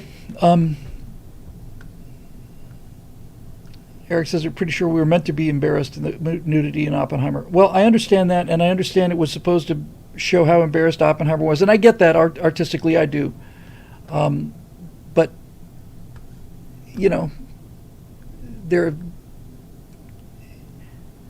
I think if it depends on how old you were, There was a point in my life when I would have been acutely embarrassed if I'd gone on a date and had that in front of me. Back to the question. Once heard Andrew Clavin say that all stories are fundamentally about sex and death, but it seems like modern entertainment has been neglecting the sex part of that equation. Why do you think it is? Grateful for all the work you do. You got to put Alicia on that Hot Mike guy, though. Dude's a real loose cannon. He is. Hot Mike has been very disappointing, and his attendance has been poor. Well, you got to. We understand that the whole purpose of messaging in movies is designed to change society, right? That's what woke is. Woke is a bludgeon to change society. It's societal engineering. And nobody wants to hear this. Nobody wants to be lectured about anything, let alone this crap. So they have to put it into a capsule that the dog will swallow. It's like taking medicine, wrapping it up in bacon, and so that your dog will eat it. And so if it had Star Wars or Star Trek on it, people would eat that, and then you'd get the message, and then they would think that we just ingest the message. But what ended up happening is we taste the pill, we spit out the bacon, and then we just don't want to eat any bacon anymore because we know what's inside, we know what's coming. So when you think about it, critical theory is designed to destroy the norm. Critical theory is designed to destroy the existing culture by attacking it from all sides. And one of the most normal things that people do is fall in love with each other. And heterosexuality is the ultimate norm. And straight couples are the ultimate normies. And you can't have normies as heroes, or you can't have them. You can't show it. That you can show all the gay stuff you want to because it's edgy and dangerous. Like this is 1979 or something. But they hate heterosexuality. They hate that the people that are making these movies are either gay or anti-patriarchy feminists who have boyfriends that walk around, making dinner for them and doing the laundry, and so it's not a question of it being out of fashion. It's a taboo subject. You can't show heterosexuality in movies anymore because that's normal. You know that they did a survey of younger people, and they asked them what percentage of the population they thought was gay. And this survey is 10 years old now. I bet it's much higher than this. But basically, they asked, people who are 18, 19, 20, somewhere around there, what percentage of the population do you think is gay? And they said it was 25%. I'll bet you if you ask that same question now, people would say it'd be closer to 30 or 40%. It's 2%. So it's crazy overrepresented, and it still makes people uncomfortable. You can be perfectly comfortable with homosexuals having their own lives and their own, as I am. You don't grow up in the theater department without being surrounded by gay people for a long, long time. They're entitled to their lives. They're entitled to their own happiness. They're entitled to all of this. But there is something about watching it that makes most heterosexual people uncomfortable, and that's a problem for them. What was the movie? Oh, what was it?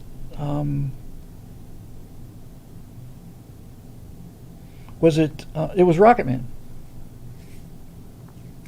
And it comes as a news flash, that Elton John was gay, but when they made Rocket Man, they showed some relatively explicit homosexual love scenes, and a lot of people just look. It wasn't them being mean, or even like homophobic in the sense like, ew. It's just they're just not.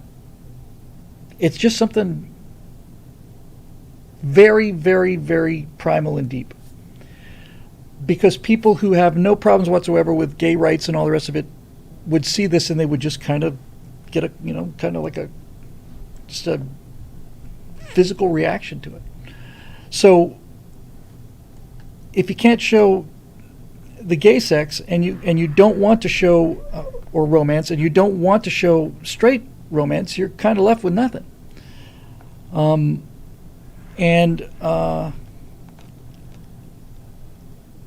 I still look at these upcoming trailers, and every movie and every game show, every movie and every video game has a young female warrior hero, young female assassin hero, young female this, young female that, all of them going into harm's way, and it's just a lie, and I keep coming back to it, but it's just a lie because it is a lie. The actresses who play these people, there are no female operators. There aren't any. And I maintain on some level, everybody knows it. Now, if you have superheroes, that's a different story. And Ripley is a great character. Nobody has any problem with Ripley. But this business of these little chicks just, watching them punch guys out is just... I saw a couple moments of gameplay from this new Star Wars game. It's a quadruple A studio. And this tiny little girl walks up to a stormtrooper in armor and punches him and knocks him over and kills him. She punched him to death with one punch. She's not using, it's not a Jedi punch. She just punched him to death. And it's creating some real dangerous precedents for people. And it's doing something else, by the way. It's showing men and women fighting each other all the time, Jacob, but no love, no romance, no cooperation, no mutual admiration, nothing. It's designed to split. And one of the things that these Marxists want to do is make men and women at war with each other, and they've been tremendously successful at it. It's not only a problem, it's an opportunity that's waiting for somebody to jump into that space and do it right. So here's Road Rider. Story mechanics question. Would you consider people with a fascinating story but not truly iconic? Absolutely. Scott Pressler, Ben Shapiro, Julie Kelly, reporter, or Steve Inman come to mind. A long-form interview of their path to where they are now would be interesting, and a roadmap for others. Yeah, I've got... there's one person I want to interview that nobody knows about, a friend of mine named Jim Harding, who has thoughts about biology of intelligence that are really remarkable. Now, story mechanics, yeah, I can find a way to work that in there. You just have to put the right bow around it, because ultimately storytelling is a emotional and human experience, and I'm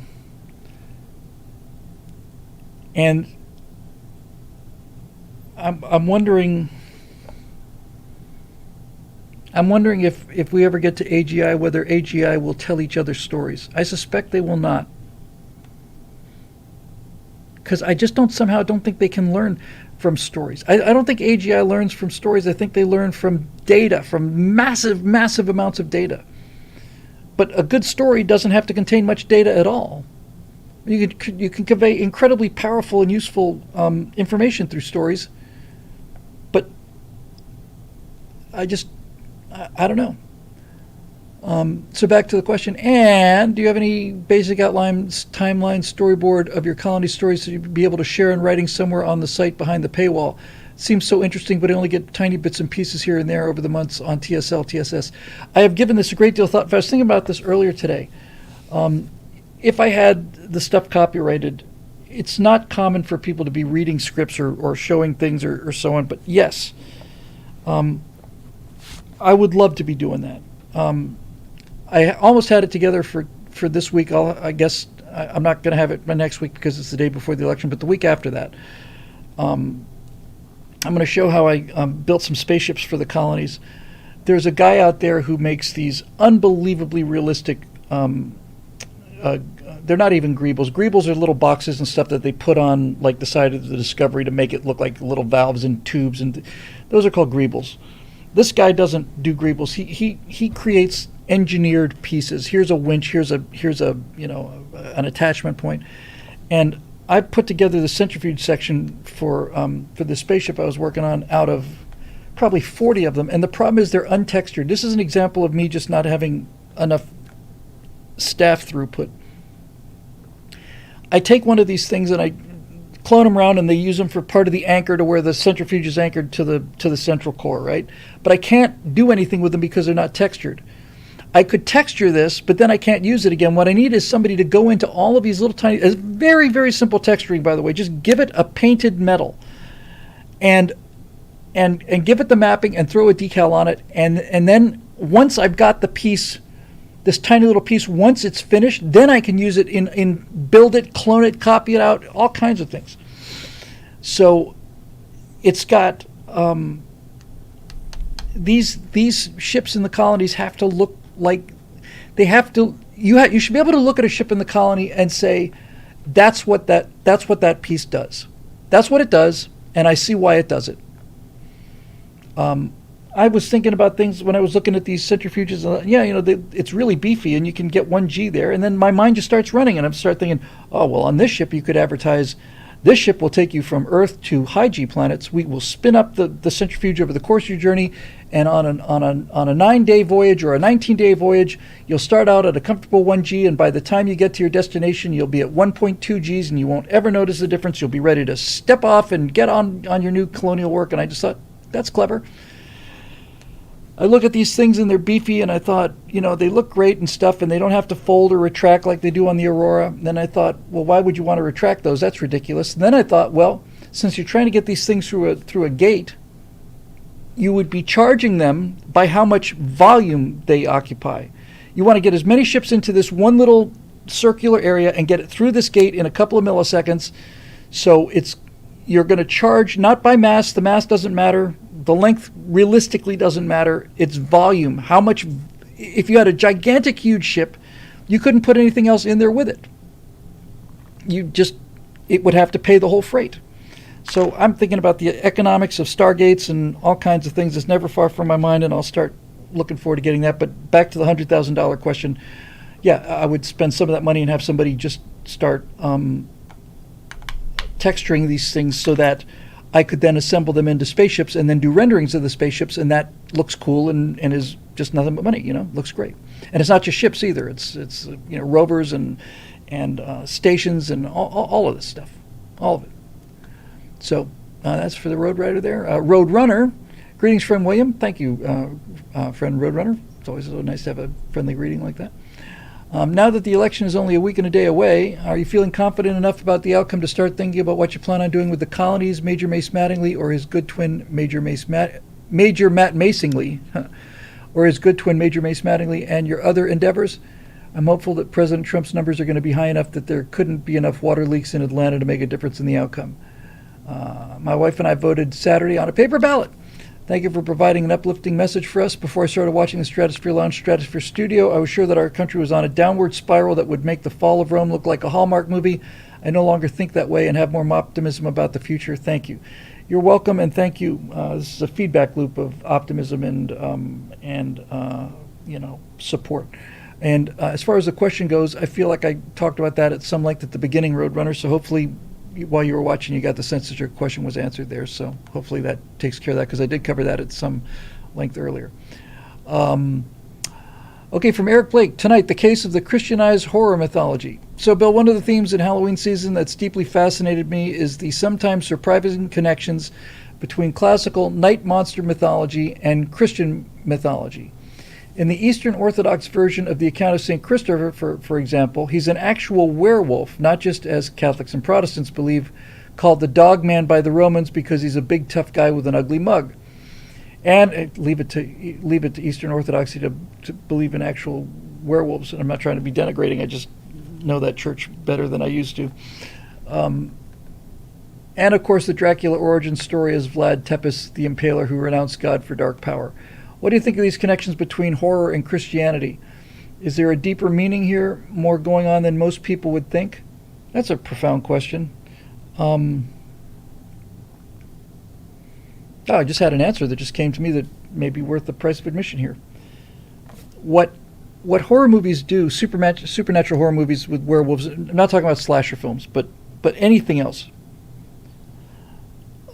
they reinforce people's belief in God because they're presenting something supernatural.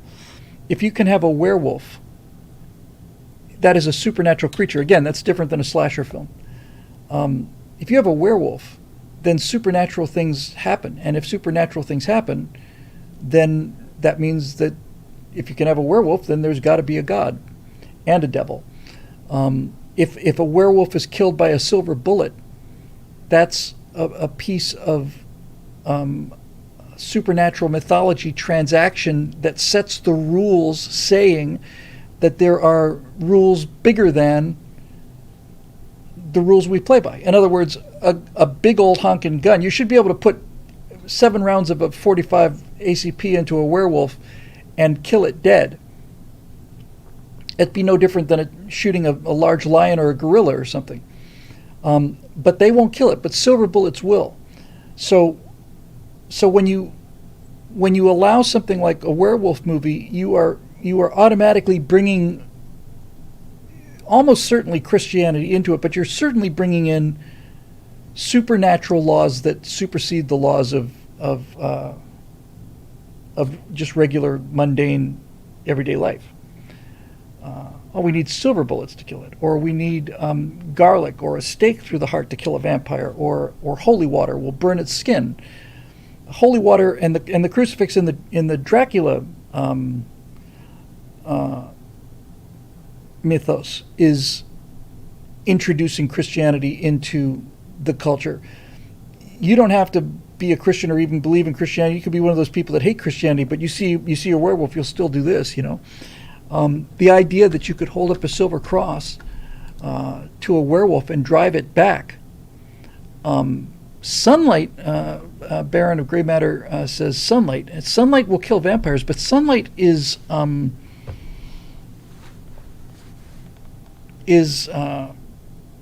secular, right? I mean, sunlight is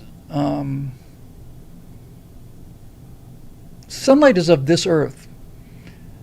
The cross isn't. Holy water isn't. The lack of a reflection isn't. Yeah, there's Eric in the comment section. The power of Christ compels you. Yeah, you can chase a demon right out of a body. You can't have The Exorcist without you can't have The Exorcist movie without The Exorcist, which is a great film, by the way. I haven't seen it practically since it came out. I don't know how well it holds up, but man, that movie scared the bejesus out of me, and that just the strength of it, the young priest and the old priest, just chanting and they're practically throwing that cross at this demon child. The power of Christ compels you, and just it's like the Rohirrim coming over the horizon, to rescue at the end of the day. It's like, yes, there's horrible, evil power at work that's ruined this girl's life and has caused all of this turmoil and terror. But there's a bigger power, and we're calling on it now, and it makes you feel good. It's like, oh, the reinforcements have arrived. Not just the reinforcements, but the big gun is here now. And I think all of these horror movies bring that into the picture, which is why I think as a general rule, you can get one good slasher movie. You get one good Halloween because it's a different take on it. You get one good Nightmare on Elm Street. You get one good Friday the 13th, but Friday the 13th Part 11. I've never gone to see any of the sequels because there's not really anything there. Was that movie Priest? I think takes place in a diner. That movie had a real big bad problem feel to it. Where was Dennis Quaid in that movie? I want to say, where they're stuck in this diner and the legions of hell are unleashed, and there's a fallen angel there, and they're just trying to hold out for the night. I thought that was a terrific movie. I thought Constantine was an interesting movie where you got Neo fighting Satan. That movie had substance to it. There was something underneath it. Cabin in the Woods was a very clever film. Didn't really bring in was it Legion? Yeah, maybe Legion is what I'm thinking of. I don't remember, but it was a great film. And so when you can bring that into it, when you bring things like God and Satan into it, it ups the stakes. It's not just Freddy Krueger now, It's like, no, there's a lot more juice behind this bad guys, and a lot more juice on the other side as well. The movie was Legion, yeah. So Legion is what I was thinking of. It was great. I loved it. I thought it was great. I saw somebody with a name and a non-supernatural horror movie, but one of the most really disturbing horror movies I've seen in a long time was Bone. Was it Bone? Not Bone Canoe, was it? Oh no! It's a weapon. Bone Tomahawk. Is that it? Kurt Russell again.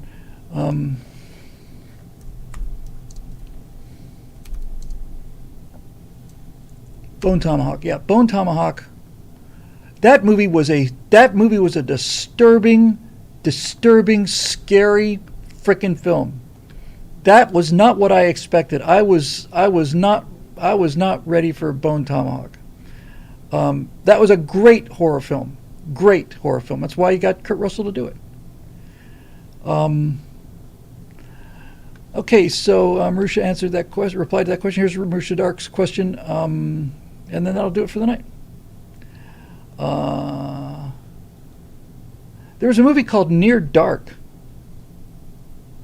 that came out after Aliens, and it had Bill Paxton in it, and it had the woman who played Vasquez in it, and they were a bunch of vampires, and they were going out in the daytime, and they wore like super like SPF 200 sunscreen, and they had cars that had all the shades on it, and and keeping the light out. I think it was called Near Dark. It was a really strange, cool little movie. That's how Big Bad Problems feels. Just these kind of weird sort of cult classic films that you really had to see to really but just kept surprising you. Evil Dead 2 was just shocked the hell out of me. I just thought I was going to go see a slasher film. I had no idea it'd be that funny and that quirky and that clever, And he was just so good in that. Okay, Marusha Dark. Topic, Kobayashi Maru.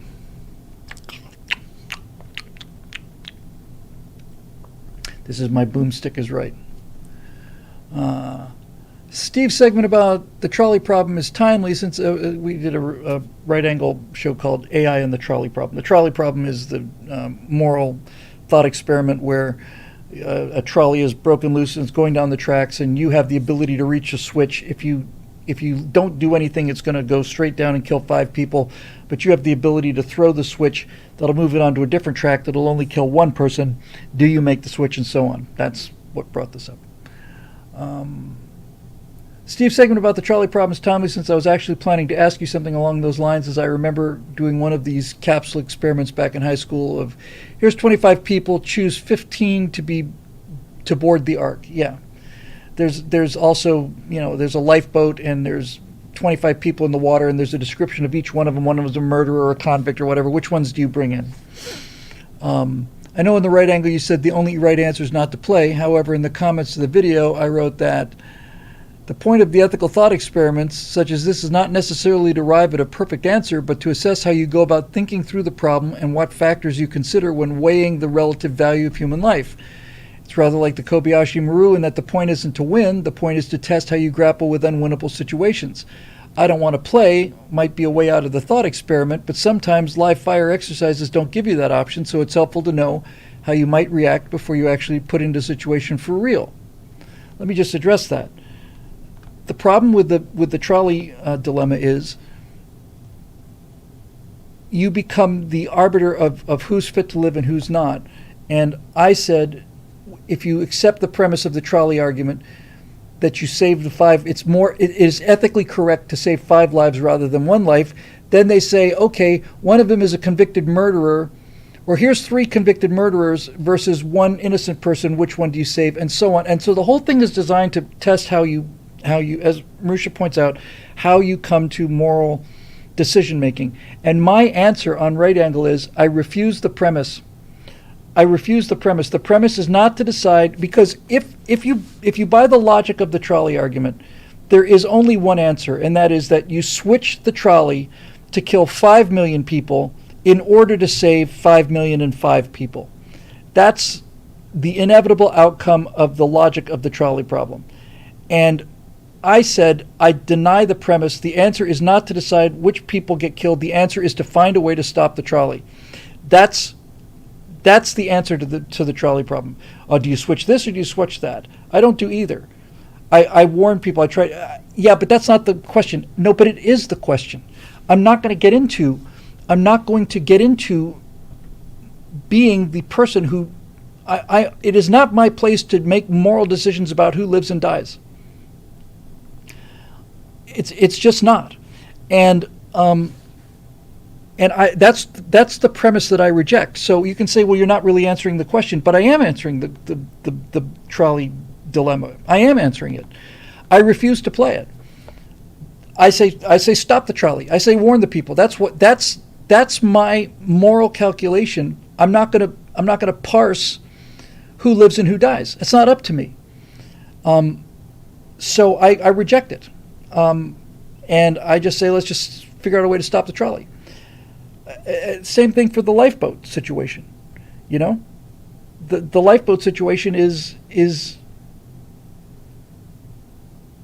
I understand what they're trying to get at, and I see the value of it, but one of the things that it's testing is, are you willing to play God? That's ultimately what I just stumbled on this just in the moment. The trolley question is designed to see what would happen if you play God, and I have come to enough realization in the course of my life that I'm not God and I'm not making those decisions. I'm walking away from the choice. So that means you're going to let 5 people die? I'm walking away. If 5 imaginary people die, or 5 million imaginary people die, or 100 million imaginary people die, whatever, I'm walking away from it, because I am not God and I am not going to be making decisions that are that far above my pacing schedule. So that's the way I look at the trolley car dilemma. Back to Marusha. Someone suggested Kirk's answer was not to play, which I replied, I think is more that his answer was to bend or break the laws of physics, which we often see throughout the franchise. Kirk in the Kobayashi Maru scenario, for those of you not familiar with it, in this Wrath of Khan movie, all Starfleet officer trainees go through the Kobayashi Maru scenario, where you are surrounded by Klingon ships, and they continue to attack you until you're destroyed, and they want to see how you handle death, how you handle failure, how you handle the ultimate extremity. And in the Star Trek canon, the only person who ever defeated this Kobayashi Maru scenario was James Kirk, because he went in the night before and reprogrammed the simulation so that he could win, and he wanted accommodation for original thinking. Yes. That's why he's James T. freaking Kirk. And I maintain, if I understand Marusha correctly, she's saying that's cheating. And a lot of people, in fact, that's one of the lines in the movie, that you cheated. He said, I didn't cheat. I just went at it a different way.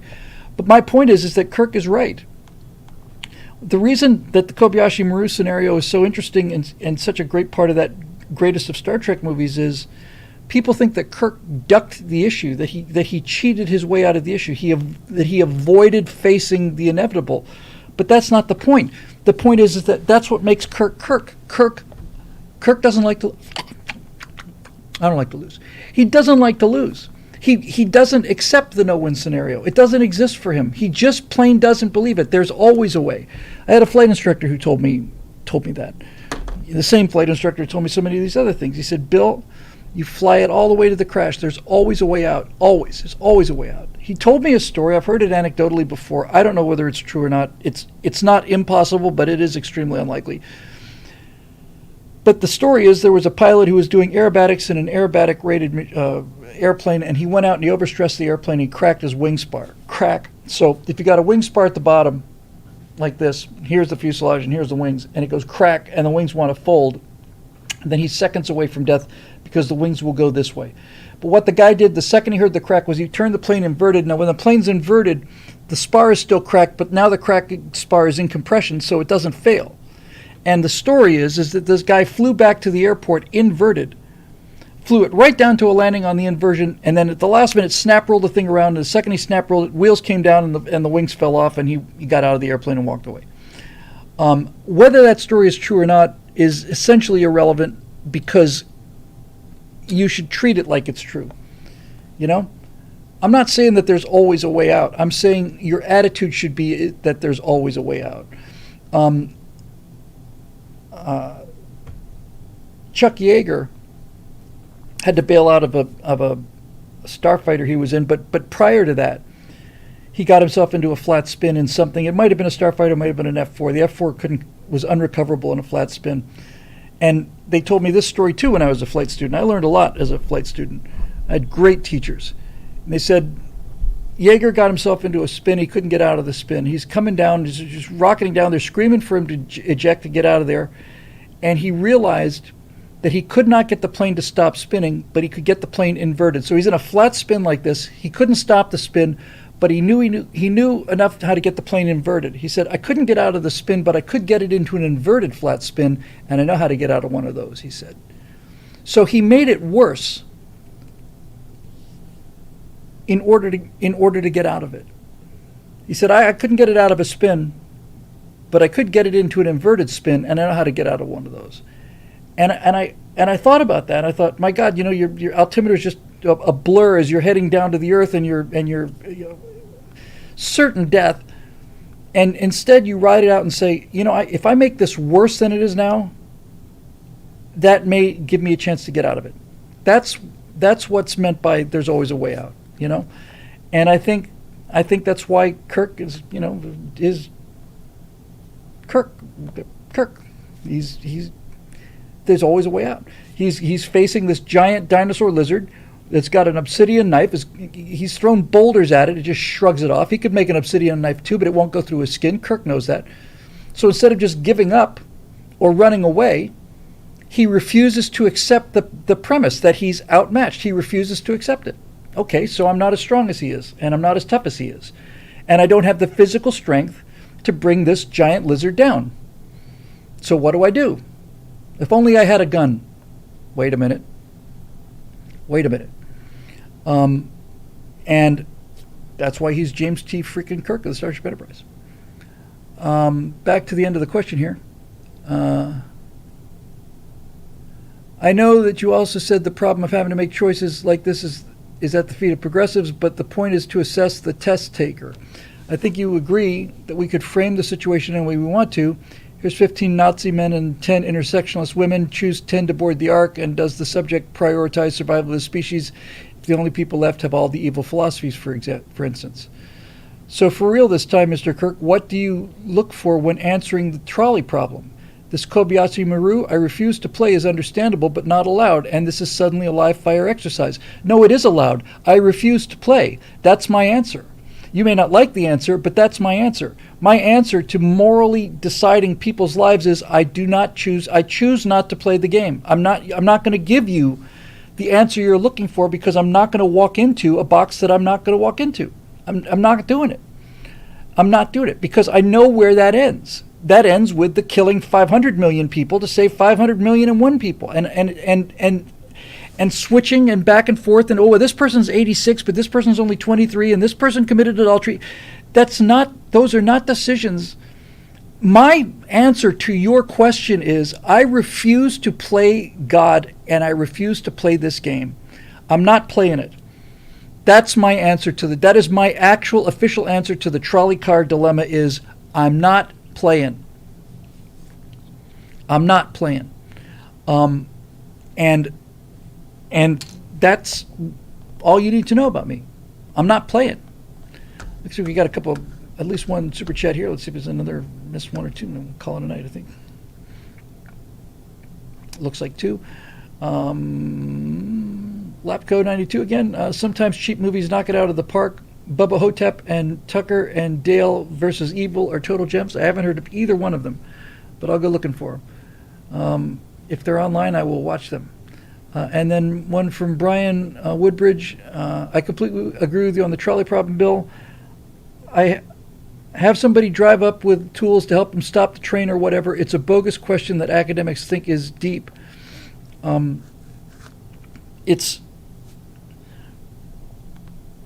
I think the trolley question is determined to see whether or not you play. Because once you play, everybody goes into the same bucket after that. Once you decide that you're going to play, then everybody essentially makes the same decisions. I'm not saying the outcomes are always the same, but I'm saying it's the same metric. If you accept the principle that the needs of the many are greater than the needs of the few or the one, then you end up throwing the switches accordingly. This is what the entire point of Wrath of Khan was about. That's why it's a great movie, not just a great action movie. The needs of the many do not outweigh the needs of the few or the one. The needs of the one outweigh the needs of the many. If you protect the individual, you protect everyone.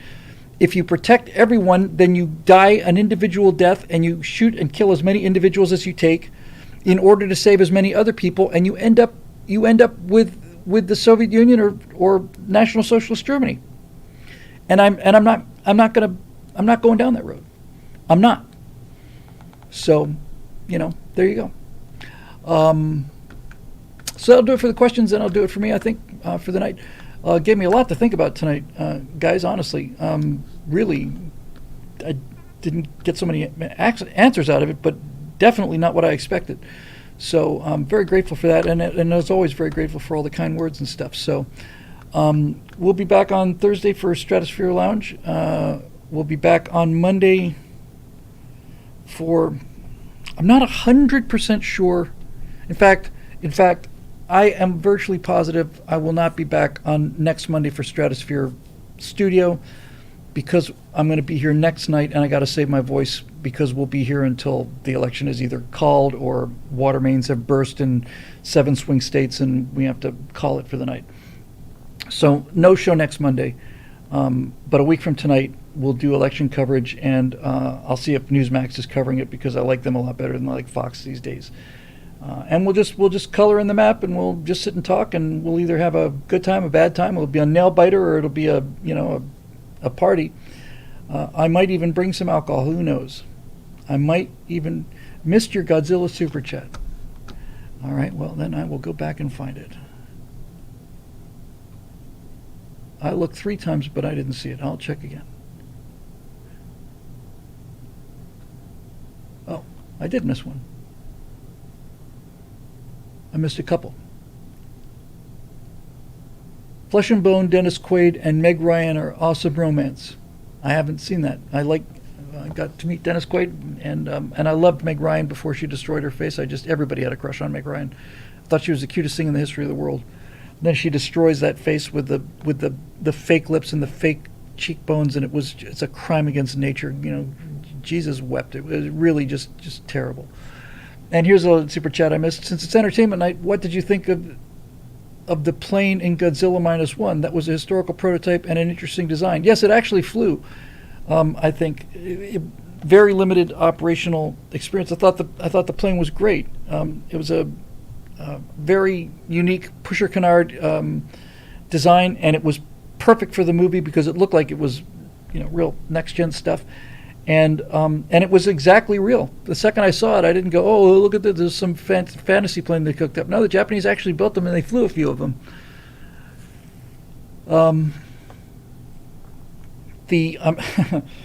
America created a pusher canard with a propeller in the back, canard in the front, and I forget what the designation was, the P something or other, but the name of it was the Ascender. And the play on words is it was the ass ender, because it looked like it was flying backwards. It had the propeller in the back and then had elevators in the front, and that's why they called it the Ascender. I thought that was amusing. Probably know by now that this show is made possible by the members of BillWhittle.com, who continue to keep the lights on here, and who've done nothing but been great to us. The 15 years we've been doing this now, hard to believe. 6, pushing, I think, 4 election cycles. I think this is my 4th one seriously in it. And another 1 or 2 before that, back during the eject days and so on. So in any event, we're very, very grateful for all of their ongoing contributions and all the rest of it. And that goes for Scott and Shelley and Steve and all the rest of the crowd. There's weird little video glitches happening, but we'll figure out what those are. It might be a bad cable. I'll check on that. In any event, thanks so much for being with us. We'll see you Thursday night for Stratosphere Lounge, and then we will see you again on Tuesday night for Election Day coverage. So we'll say good night to our friends on YouTube. We'll see you later, YouTube. Have a great night.